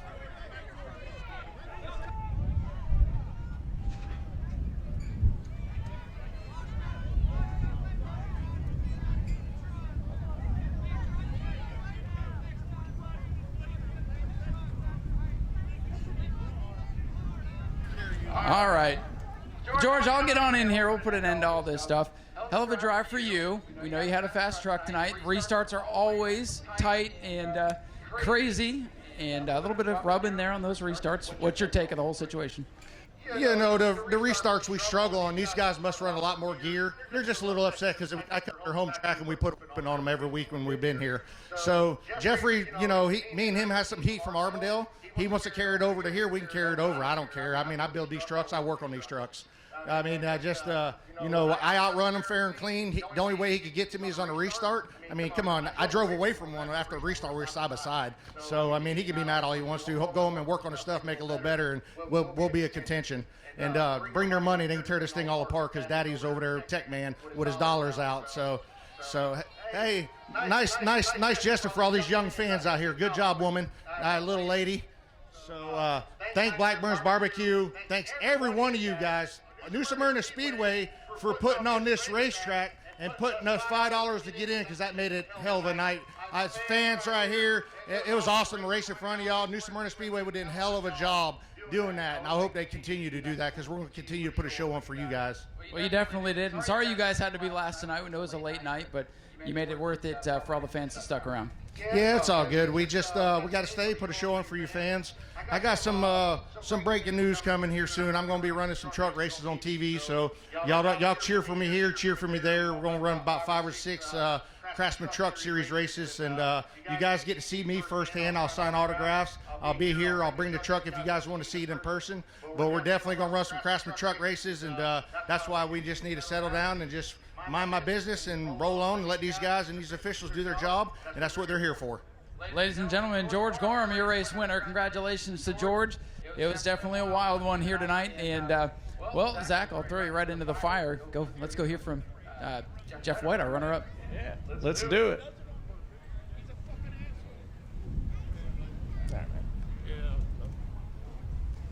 Jeffrey White finishes second after an eventful race here at Nau Smyrna Speedway. A great run for you between the heat races and this one. But those restarts, man, they're tricky here. What was your thought process on picking the outside lane those last 2 times? My truck was a little better on the high side. You know, I think our trucks were about the same tonight, but on both those restarts, he did use me up coming out of 4, taking the green flag. You know, hey, it's racing. You know, I don't care at the end of the day. You know, I don't want y'all to fight because this is stupid. We don't need to fight. And I hope everyone enjoyed the race. You know, we got second place. We didn't win. But at the end of the day, I know how to race him. So, you know, payback's always around the corner.